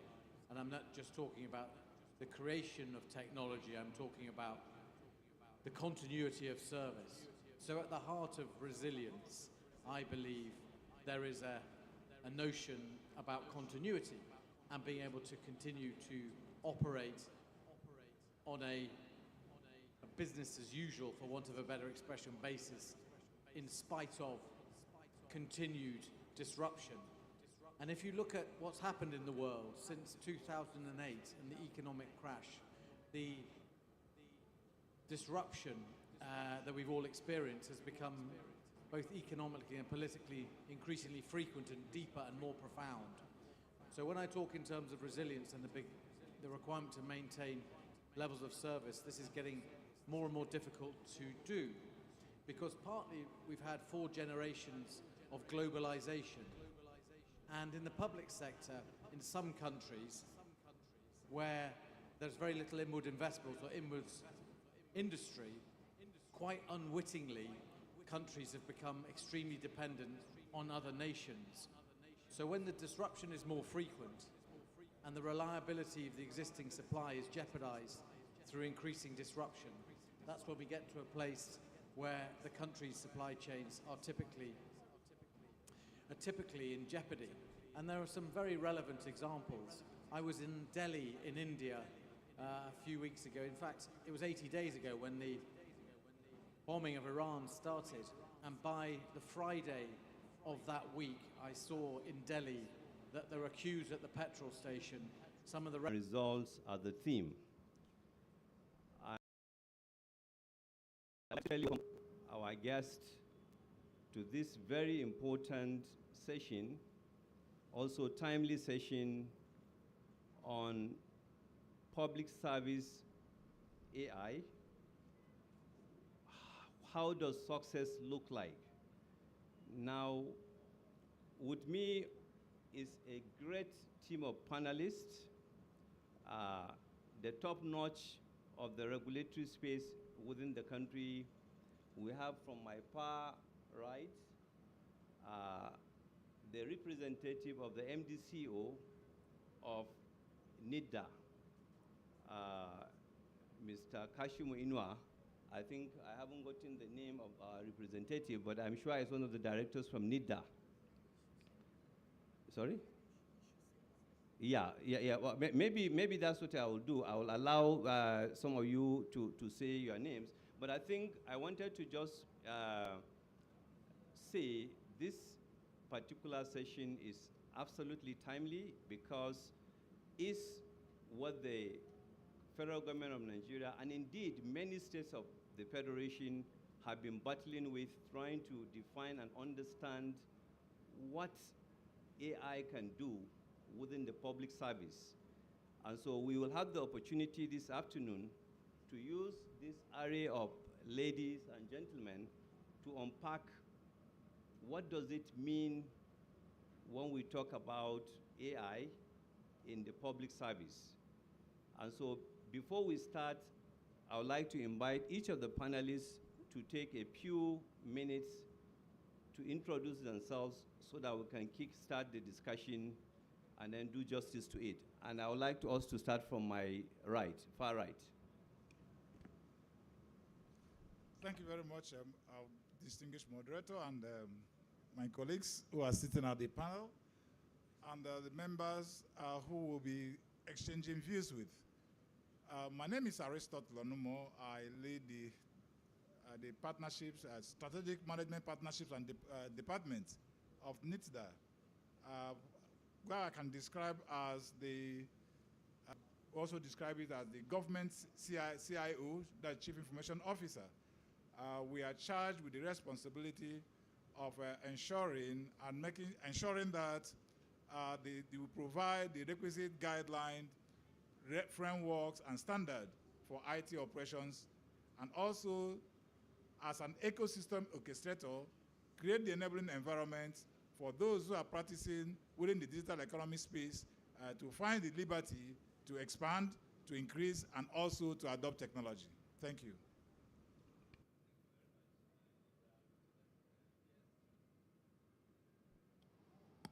Thank you very much. I'd like to add my words to welcome everyone to this very exciting conference. And to say that my name is Nkiruka Jones Nebo.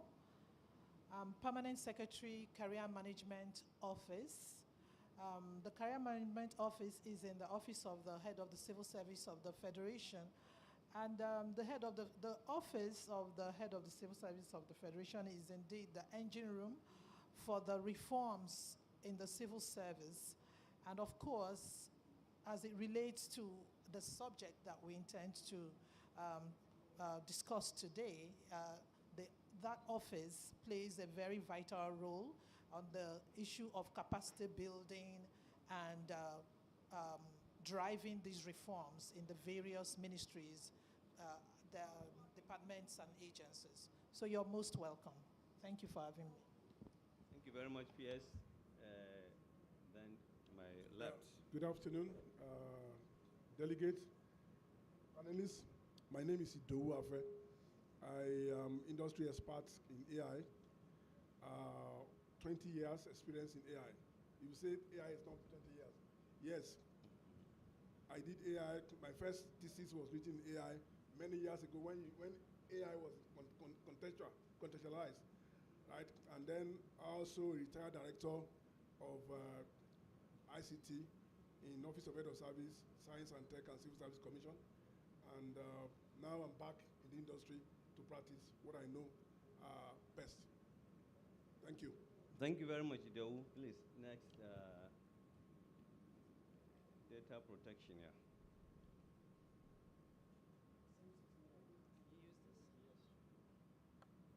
Good afternoon, everyone. Our distinguished panelists. Yeah, can you on it? Yes. Yeah, can you use this one?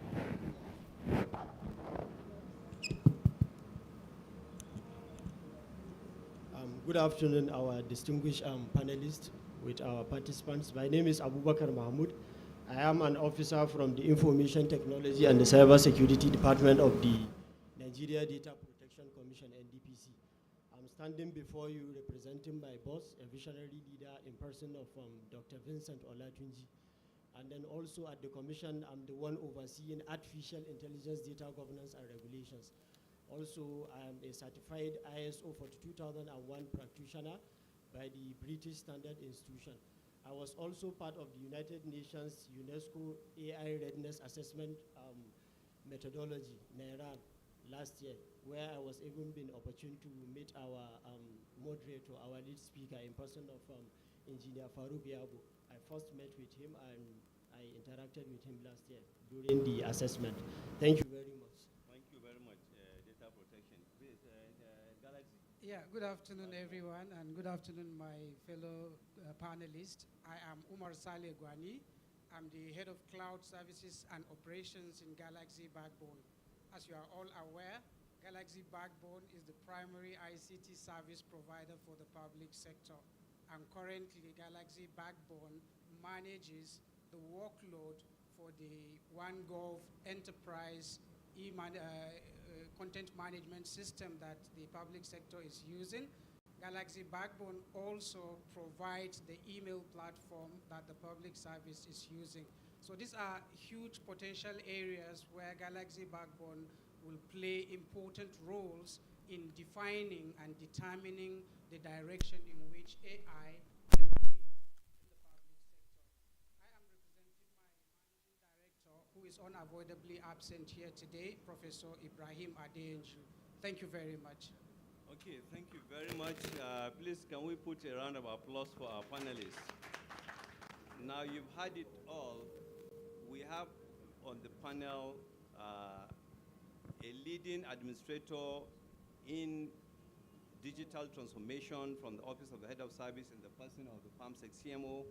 We also had people from NIDA, who is the leading regulator of the ICT sector. We have a veteran expert with over 20 years of experience from AI. We have somebody from data protection, which is a core issue when you talk about AI. And indeed, we have an operator, a more or less quasi-private or commercial operator that is managing AI stops. So I think we cannot have a better team to unlock this discussion than this particular set of ladies and gentlemen. And the topic for today is public service AI. What responsible AI will look like, is the question we're trying to unlock today, especially in the civil service. And I think to do justice to this particular topic, I would like to start by probably asking our, maybe I'll start from my far right, from the regulator. In recent times, Nigeria has continuously been making waves around the world in terms of our vision for AI. I was the permanent secretary at the Ministry of Communication until last year. By the way, I have not mentioned my name. My name is Engineer Farouk Yusuf Yabo, and currently I'm the permanent secretary in the Solid Minerals Ministry.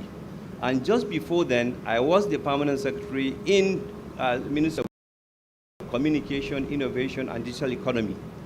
And even back then, Nigeria had a strategy, an AI strategy, which was seen to be one of the most forward-looking, because what was done was to invite the best minds of Nigerian origin from across the globe, Harvard, Oxford, Saudi Arabian universities, UK, name it, China, and they all came together. About 120 professionals were camping for a week to craft or co-create Nigeria's AI strategy and policy. And that was meant to be an all homegrown initiative that should allow us to deal with issues that other jurisdictions have identified as concerns. And at the center of that document preparation was NIDA. And I would like to start by actually asking NIDA, where are we with regards to the legal, regulatory, and policy framework that is going to be helping us sit our AI in public service? Probably we can start by saying a few words on that space. Thank you. Yeah, thank you very much for that background, and thank you that at least you are part and parcel of the process that gave birth to that very important, expansive conversation on AI. As rightly said, that conversation led to the development of a very strategic document that created a platform for AI adoption and AI practice and usage in Nigeria as a whole. Again, it's as forward-looking as that document was, it created a background, and as people have also adjudged, as being one of the best documents that have put Nigeria on a global map as one of the countries that's forward-looking in AI development. Now, how far have we gone in terms of translating the strategy that we have to action? Yes, we have gone quite a lot in the sense that, number one, we have worked so hard to ensure that AI adoption across board, both in the public sector also, and also in the private sector mostly. What we do is to first and foremost, as an agency, NIDA, try to translate, because being an ongoing concern as AI, and also being a nascent technology among the public service, is first and foremost to domesticate and try to implement some of the provisions as a test board, as a sandbox, to see how it looks like and see how it works before it can be exported across the entire civil service or public service. So what have we done in that respect? What we did was internally to develop what we refer to as an AI transformation plan. Now, the AI transformation created a platform, to take us from where we are now to where we need to be in terms of the usage of AI, the application of AI, the challenges that need to come up from AI, and also what are the risks that are involved in using AI. Now, in trying to do that also, we discovered very clearly that critical elements of AI in terms of the strategy that must be implemented and that must be assured before any step could be taken further is that of skills. Now, because of the skills that are required, and we have incorporated the training of AI as part of part of the skills that is required even within our own office. So what we have just done is to ensure that every single individual in NIDA as an agency undergoes the AI training. And because you have undergone the AI training, you now have the skill. Now, because you have the skill, job transition becomes very, very easy, in the sense that what we have also done is to redescribe and reassign those who are doing some functions that AI that have come to take over those functions will reascribe them into a new job description, a new name also, that they will no longer be answering, those who are in Clark, for instance, they won't be answering Clark any longer. They are answering AI administrators. Like as it is today, if you come to NIDA office, for instance, what we will do, you see that maybe if you have a letter, your letter is scanned right from the gate, and AI picks it up from there and assign that AI based on keywords to relevant department that is expected to deal with that particular subject matter. And if that job is delayed in that particular department, the same AI infrastructure flags it off and tells perhaps the chief executive that this particular document is still lying at so place. If there is anything like going to be a penalty or a kind of sanction, it also flags it off. So that is the process we are undergoing right now. Again, what we have also done is, as part of our strategy, which is encompassed in our own vision, now we want to ensure that all public servants are digitally literate. So what we are also doing is to partner with the head of service, to ensure that we train all the civil servants in digital literacy, because it is only when they have been trained, have the skills, they will be able to understand the purpose, the plan, and the idea in the usage of AI, and understand what is responsible use of AI, to understand that AI have not come to replace anyone's job, it has not come to take anyone's job, but for those who have refused to upskill and develop their skills, well, I'm sorry to announce that those kind of people may not really fit into the usage of the technology as the case may be now. So that's where we are in the issue of that strategy. That's how we are in driving the process and implementation of the content of the provision of the document. Thank you, sir. Thank you very much, Nida. I think you've been able to confirm to us that Nigeria's vision to have a long futuristic engagement with AI is coming to be reality with the policy, because the first thing is to have the policy and regulatory frameworks, which you have confirmed that we have. I'm also happy to hear that NIDA has actually taken the bull by the horn by actually starting to use AI in its public administration and management. Now, I'll come back to you, PAMSEC CMO. I know the Office of the Head of the Civil Service of the Federation is one of the earliest to actually embrace technology in the entire service.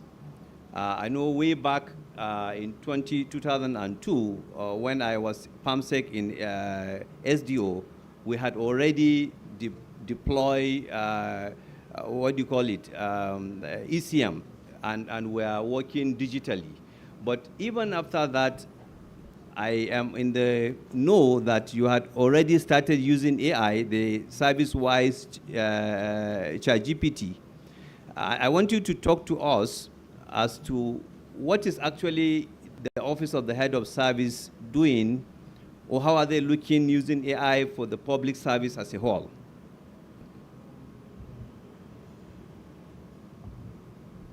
Thank you very much for the question. I'm glad you probably will also contribute to this question, having been there at some time.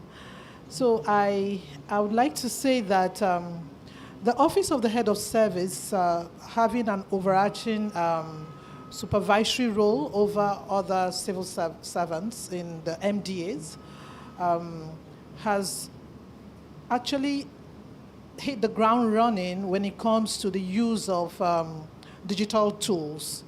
Quite a lot, especially as it relates to the FCIP 25, the pillars that have to do with digitization, the ECM, and all of that, that the Office of the Head of Service is one of those that already had it running, just like the PS said. And for the purposes of ECM, they were using lesser fish, which they are now moving to the OneGov. I believe that Galaxy Backbone may say one or two on this.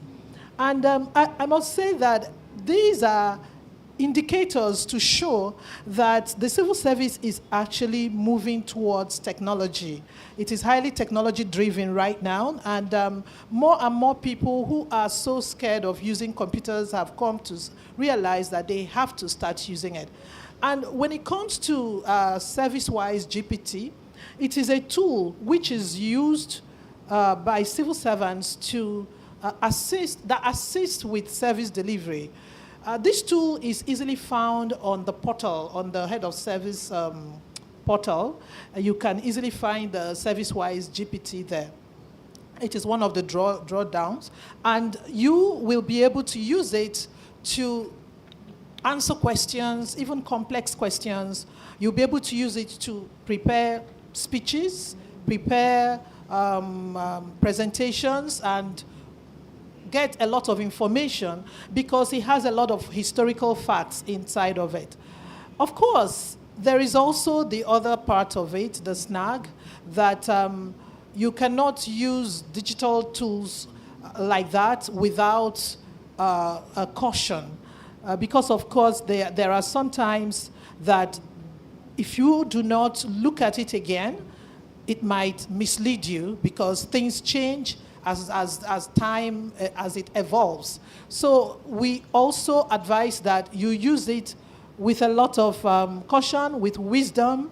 As you draw the facts, you tailor it to what you need it for. But it is important to know that this tool is working. I can cite an example. Just a few days ago, we had a courtesy visit from one of the countries that came for this conference. And while they were in the meeting with us, the head of the delegation was asked to say what he would like to ask of the chat, from the chat Service-Wise GPT. And the question he asked was, how do you dismiss a civil servant?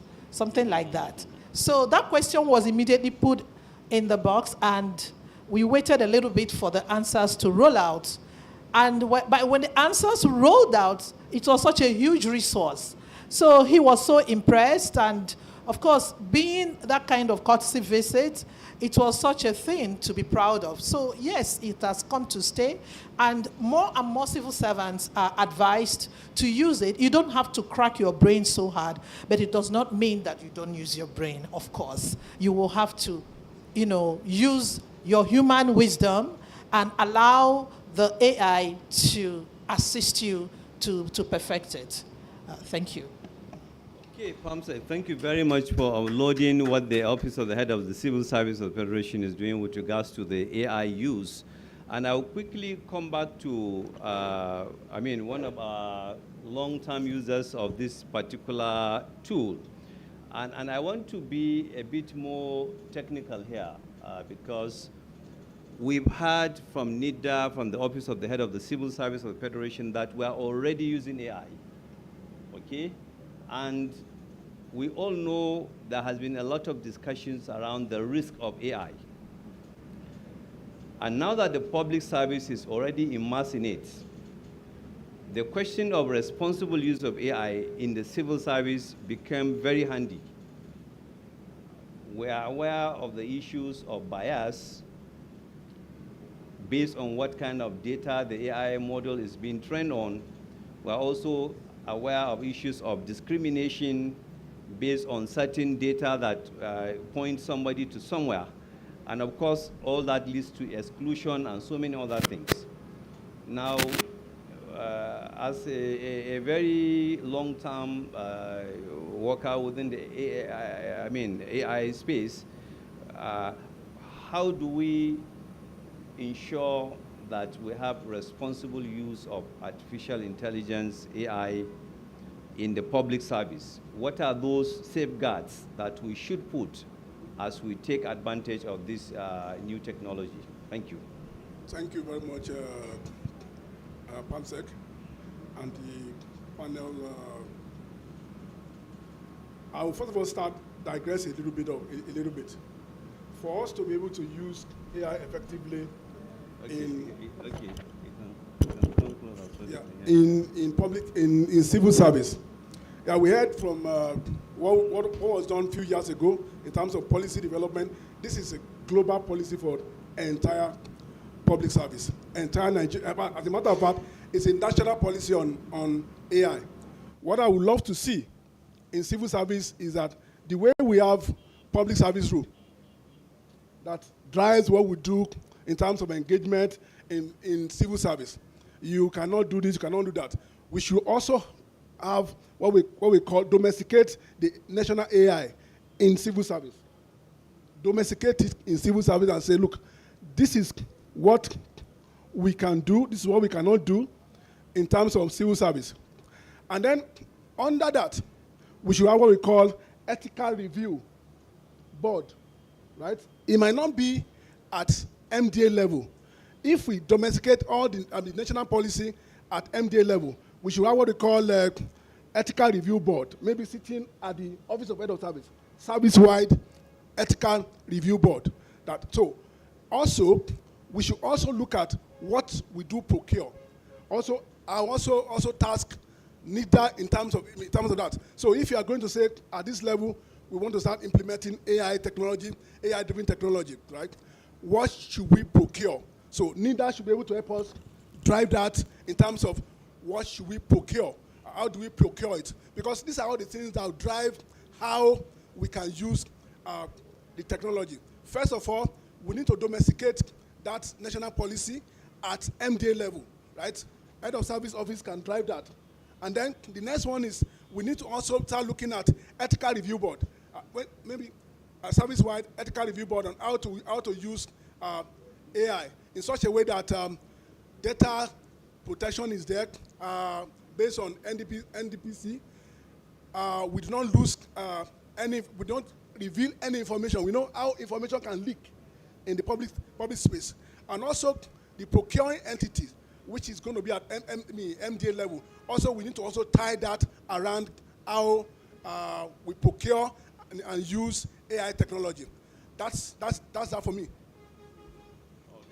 Okay, thank you very much. I quite appreciate the fact that you also believe that these regulations have to be imposed and they should be supported also by guidelines, which of course I believe NIDA should be working on.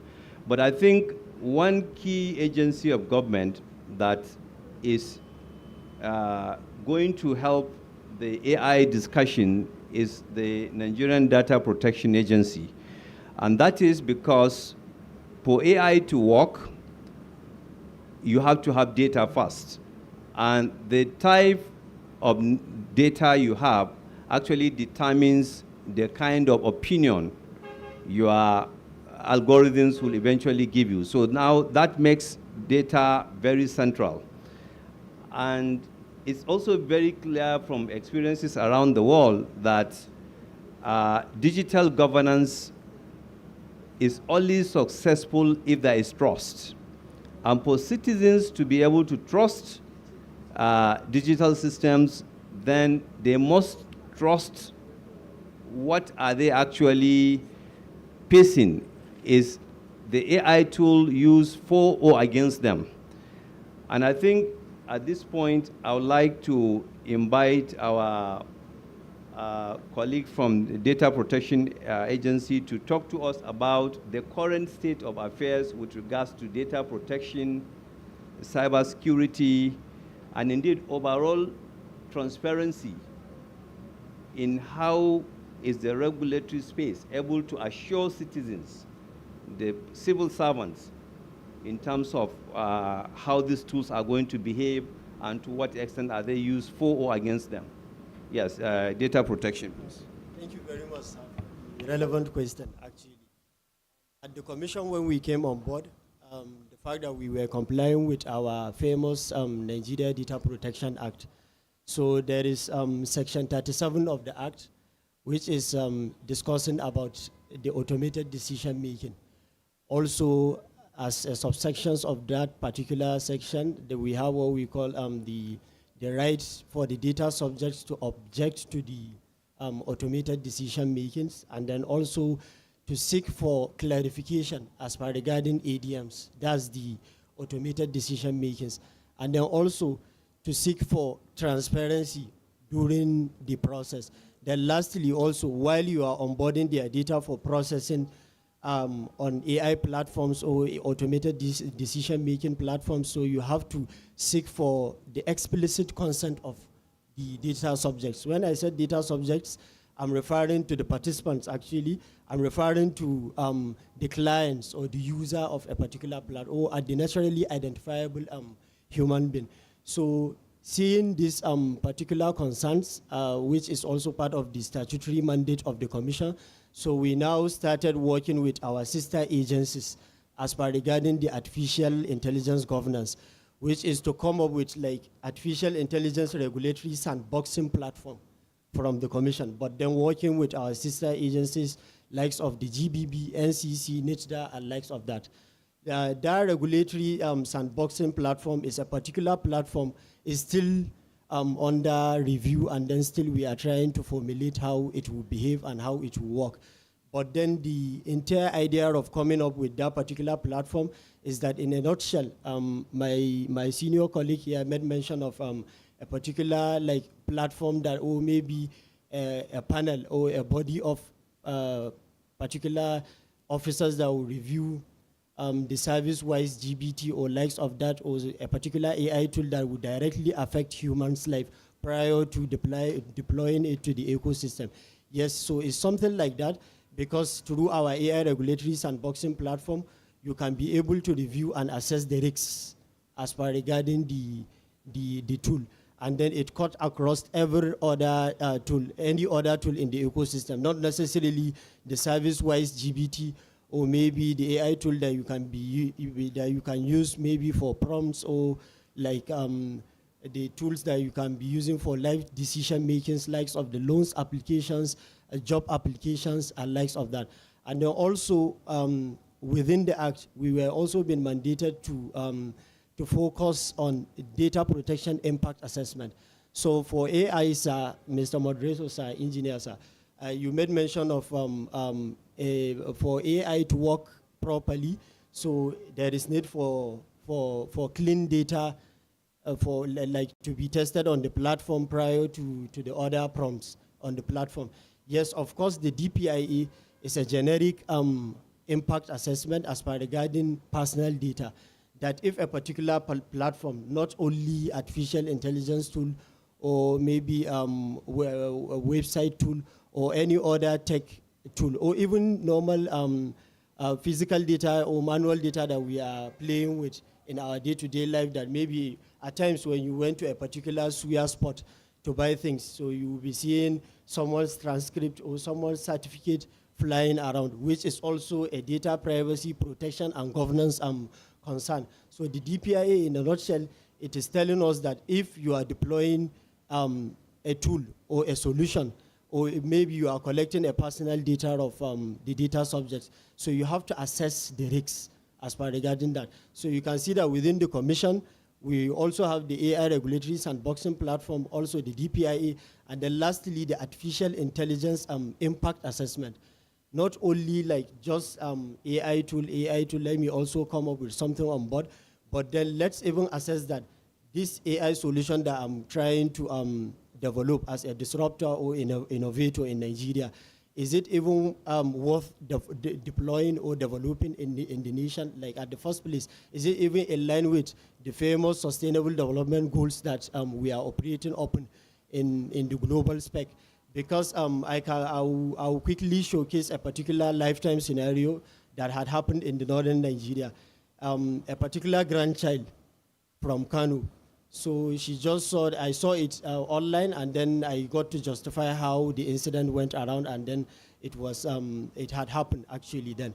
So a particular lady, a grandchild, residing in Kano with her grandmom. So just found out that her grandmother is no longer interested in a particular boyfriend that she is dating.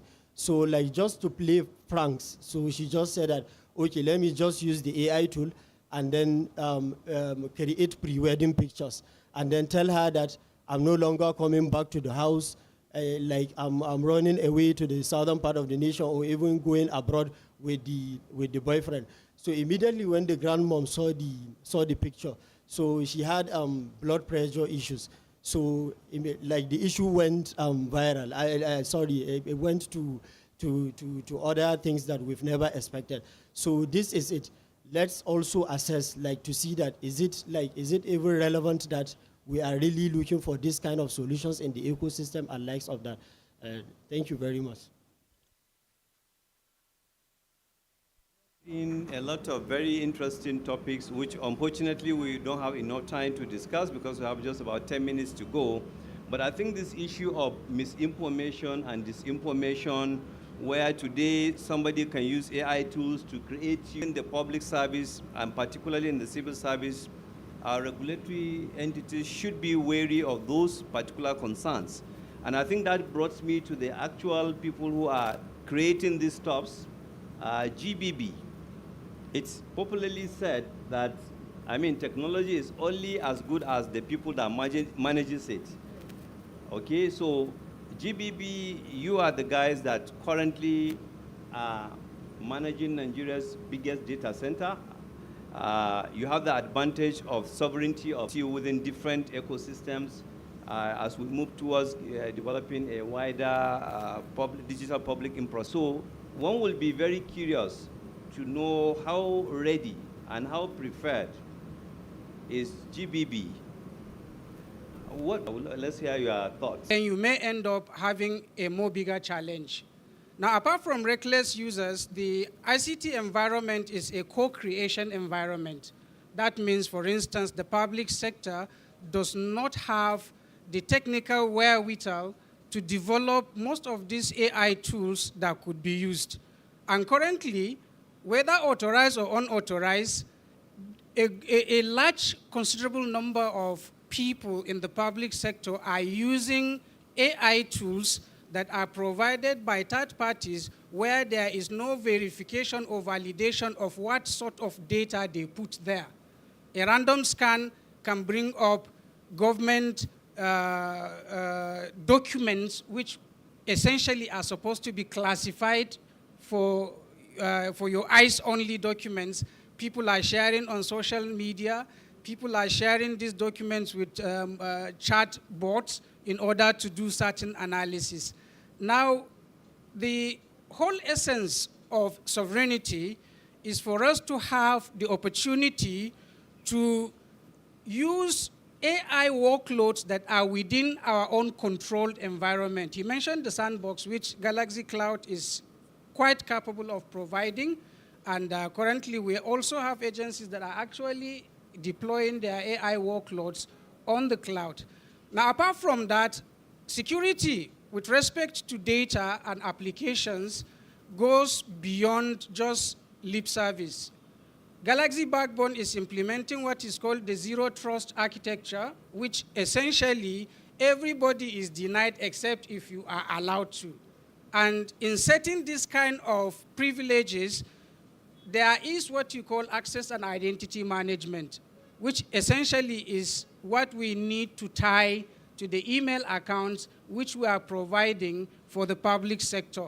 That means you cannot access whatever information you need to access on the cloud or the necessary tools you need to access on the cloud unless you are authorized to do so. And once you have this authority, a log is kept for all the transactions and things you do on the cloud platform.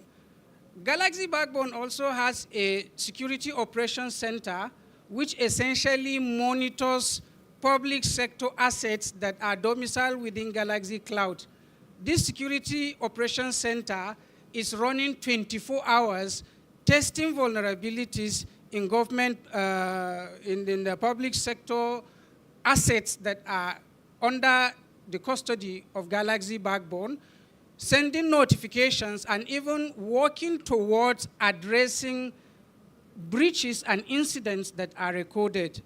In addition, Galaxy also runs a security incident and event management, which essentially looks at logs of previous transactions, find patterns, and identify where potential vulnerabilities are so that they can be addressed and patched. Now, all this is not enough.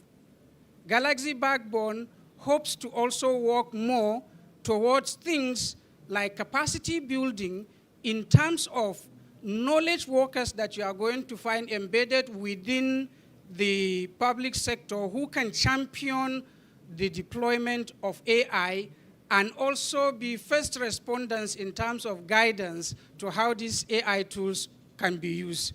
Currently, most of the tools that are being used, like the ChatGPT, Gemini, Llama, and also Copilot from Microsoft, which is embedded in Microsoft Office products that are being used in the public sector, are not domiciled in Nigeria, and we have no regulation or control over those hyperscalers or operators that are providing these services. Unfortunately, most of the individuals that are using or organizations that are using these services are unaware of what exactly is the regulations that guide the usage of this. So this is where NITDA has played an important role in the Nigerian Sovereign Cloud Initiative by identifying and reviewing data classification. What kind of public service data do we need to allow these hyperscalers process? How do we ensure that personal identifiable information are redacted so that it does not compromise the assets of the public sector? And with this, this is giving us an opportunity to also work with Nigerian firms in order to build context-specific models for the purposes we want to deploy them for. And when these models are deployed on our cloud, it ensures that at least we are protected. I'm going to give an example of what happened early this year in the global environment between the US government and the International Criminal Court of Justice. International Criminal Court of Justice indicted the Prime Minister of Israel over the issues with Gaza. And out of nowhere, the email services and Office 365 services that International Criminal Court of Justice was using on Microsoft Azure Cloud was completely stopped. They did not have access to their emails, they didn't have access to their documents, they didn't have access to their data. And one of the things is that once you are a cloud service operator in the United States of America, there is a regulation that requires you to provide unfettered access to whatever data for whatever customer you have on your platform to the US government in the event the US government requires that.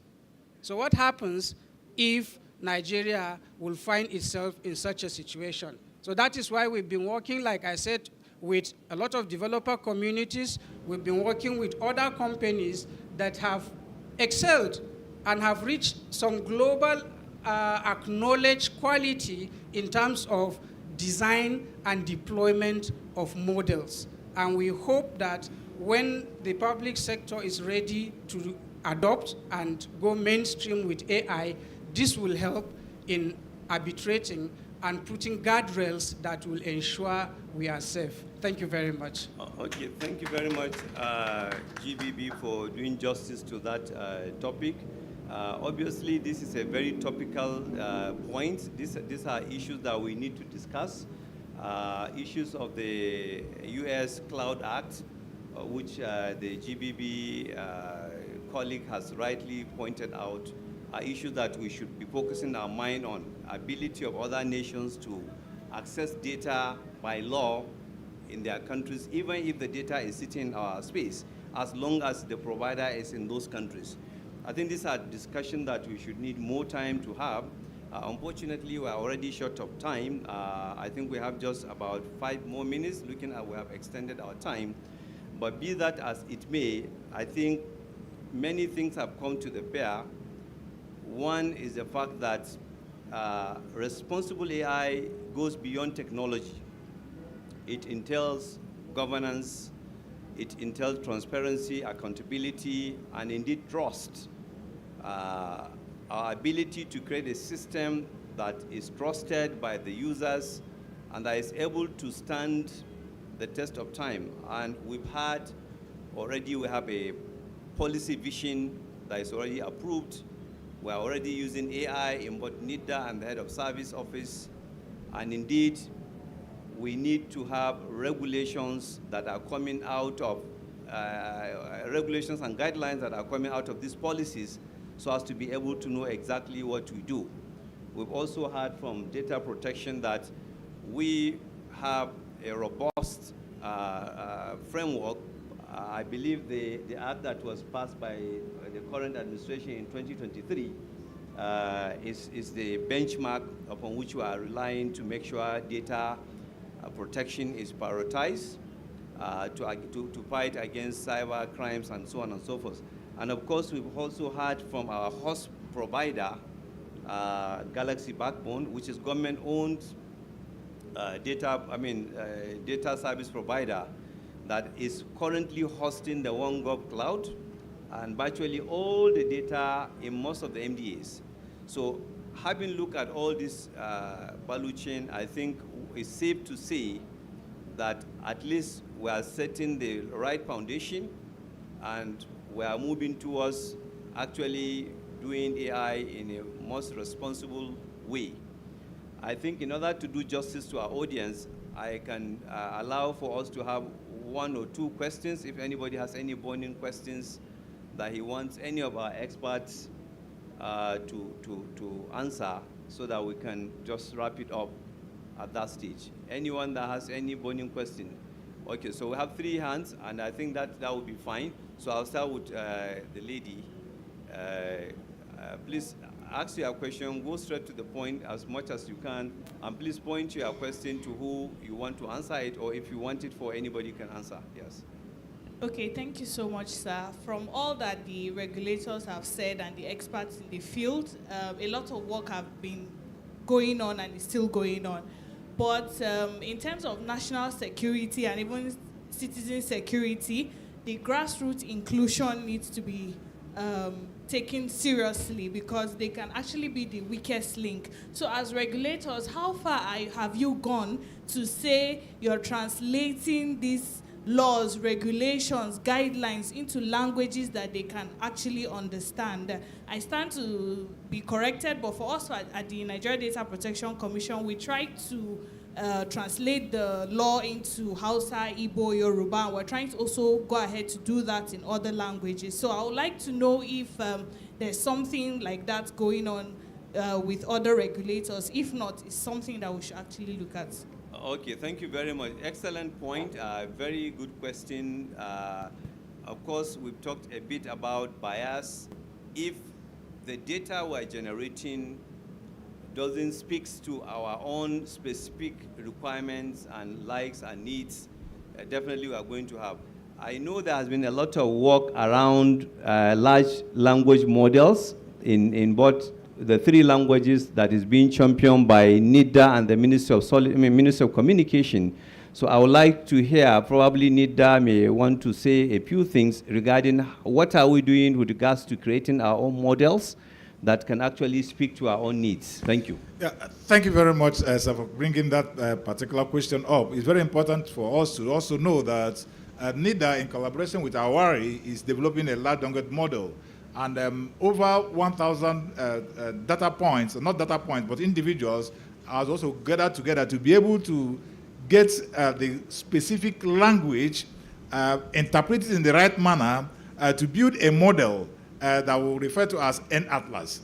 Now, N-Atlas is already on board. If you chat with N-Atlas, it's able to tell you, you can chat in 3 different languages, specific local languages that is peculiar to our own country. And also, we are also going further than that by trying to gather more data, because if it's the data that you provide to the system that it can use to evaluate you. If the data is not there, it could use whatever thing it can find. It can hallucinate. It can do anything it wants to do. So we are doing everything possible to be able to build local data capacity or indigenous data. Like I'll give you an example of N-Atlas. N-Atlas is already launched. You can chat with it. It's like a Nigerian version of not ChatGPT per se, but Nigerian version of building its own indigenous language to be incorporated in the global language data set, so that you could actually use Pidgin to query or to make an analysis. You could use Igbo, you could use Hausa, you could use Yoruba also to make query and get response from that particular platform. So it's already on board. Thank you very much for that. I don't know if anyone wants to add more, but otherwise we can, because of time, we can go to the next question. I think, yes, the person, yes. Okay, my name is Engineer Abubakar Ali, fellow Nigerian Society of Engineers.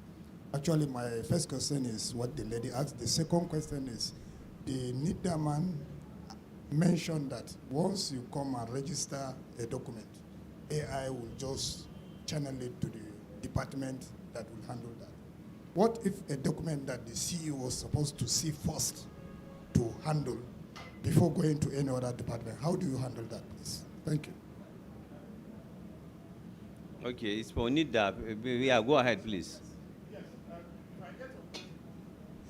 If I get your question correctly, is what if is the document that CEO is supposed to handle directly? For instance, if document is coming from maybe the presidency that is supposed to go to the CEO directly, that document goes directly to CEO.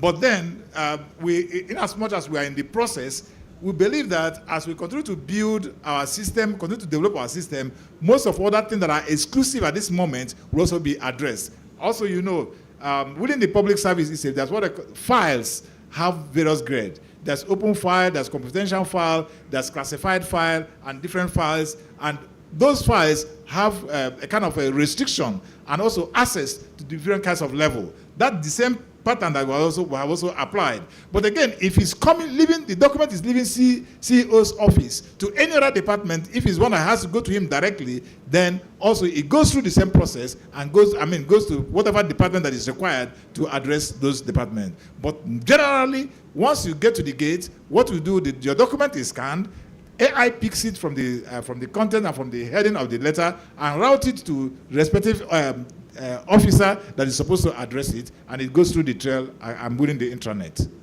Okay, thank you very much. So AI does that as well. They can know which goes to AI, CEO, and the rest. I think we have somebody here. Yes. Yeah, we have you then the last. You will be the last question we have. Yes, after him. Thank you, sir. I'm Oyilo Yadebi Biden. My question is on the From issue. where? Which agency? From Ekiti State. Eh? Ekiti State. Okay, good.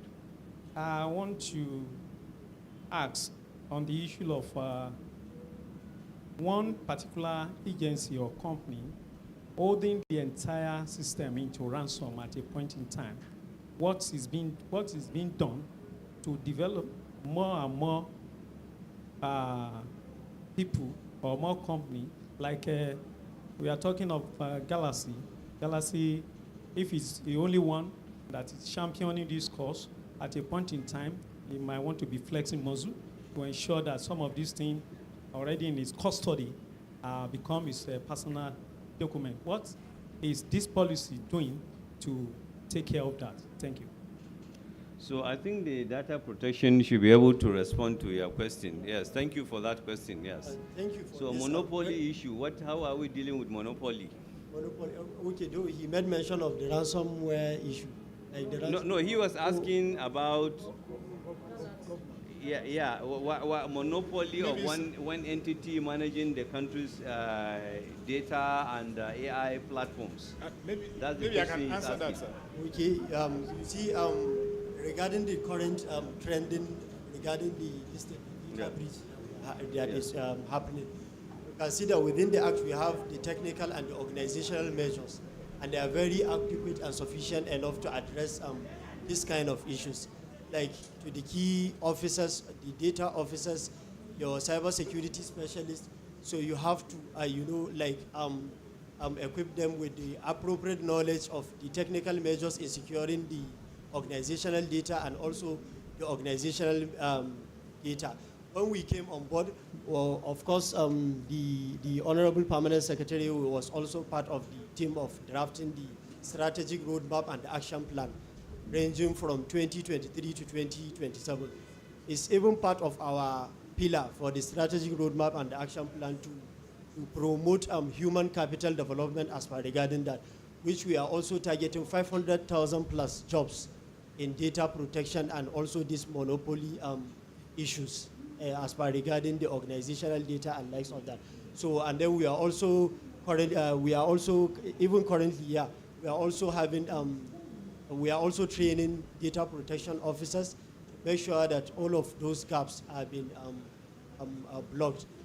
Also, before we came on board, for you to become a certified data protection officer in Nigeria, it cost about 1.2 million naira in Nigerian currency.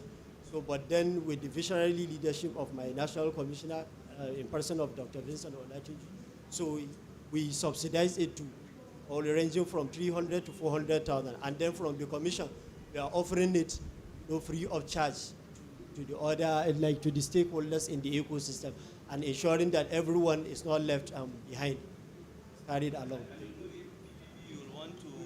You are not the right person to answer this question, but I think, but let's give him let him give him the comfort. Why should we trust you? I mean, that should be the question. I want to allay his fear. Yeah. NIDA is in the best position to provide this question, answer, but for now, do not have any worry that Galaxy Backbone is going to hold the public service to ransom. Galaxy Backbone is solely owned by the federal government of Nigeria. And currently, Galaxy Backbone is the only operator with a Tier 4 data center in Nigeria. Other Nigerian companies can build their own data centers and come and compete favorably for this environment. But I assure you, we have gone very, very far. So they will be playing catch up with us. So you have no fear. Galaxy is not packing its bag to go anywhere. Galaxy, but if you put your data on Amazon, and the day Nigeria doesn't have any business with Amazon, you will lose your data. So Ekiti State should come to Galaxy and have a tour of our facility. You will be very happy you did so. Yes. Okay, thank you very much, Galaxy, for being your own defender. Maybe I can say one thing. We really don't have time. I've seen a lot of people still want to ask questions. I think we have done justice to that particular question. The lady that is at the back has been raising her hand. Let's hear you. Thank you very much for the opportunity, and thank you, Galaxy Backbone, for reassurance of protecting our data. Please, I just want a bit of clarity. While you were speaking, you said reckless users sometimes have tendency of compromising the system because you use the word users. So my question is, does Galaxy Backbone, for instance, using the OneGov as a case study, do you allow unauthorized users into the OneGov platform? Or is it the current users who you are describing as reckless? Just clarification. Then secondly, like what strategy are you also putting in place to adequately capture the adaptive feature of the users in terms of their culture, their ways of work into the system in ways that it doesn't come as foreign? Thank you. Thank you very much for this question. I want to be... 1 minute, please. Okay, I want to be very specific and intentional about this. Access to the OneGov platform is strictly based on access and identity management. You need a government-based email account, and you also need to be profiled by your MDA that has a tenant environment on the OneGov platform for you to be able to have access to the OneGov. Whatever you do while you are on OneGov has an audit trail that is kept, so that review of that audit trail will enable us to understand your pattern of usage. And so far, in the period of time we have run and managed OneGov, there hasn't been a single breach. We are working harder to improve the security, and like I've mentioned, our Security Operations Center has a 24-hour monitoring of the OneGov and the GovMail platforms. So every day, security is being improved to assure us that we maintain that zero tolerance architecture for breaches. So have in mind that Galaxy is not sleeping on security. We are doing the best we can, and we are also putting in place the adequate tools that will ensure the safety of government assets on that platform. Thank you very much. Thank you very much. Yes. What was the second question? I understand that's the second question. The issue of the reckless users. Okay. What I mean by reckless users is that we have seen a situation where people actually use private email addresses in order to transact government business. We have also seen a situation where people take government classified documents and ingest them in AI models or chatbots in order to analyze such documents. Now, within the OneGov environment, you can't do that. Every document that is uploaded on the OneGov environment is secured within the OneGov environment. And not even a tenant from another MDA can have a view. And not even a member of your own tenancy can have a view unless he is profiled for that workflow. He needs to be on that queue to be able to see the document. So this is the access and identity management I've been emphasizing from day one. So what I mean by reckless users is that agencies do not vet on how people use private accounts to access government resources, which once you adopt OneGov, it limits that surface area of risk. Thank you. Okay, thank you very much. I think we come to the end of our panel session today. You will agree with me that we have a very fantastic team of experts that have shed light into this very forward-looking topic. And we also all will agree that the topic of public service AI and indeed what responsible AI looks like in the civil service is an apt topic that has been discussed. And this will give us a lot of food for thought in terms of how we move forward with our AI engagements in the near future. So please help me put your hands together for our team. And then thank you very much for this. So we'll have a picture. And then we have a picture with our audience. Yeah? Come on, have a seat. So, let's yes.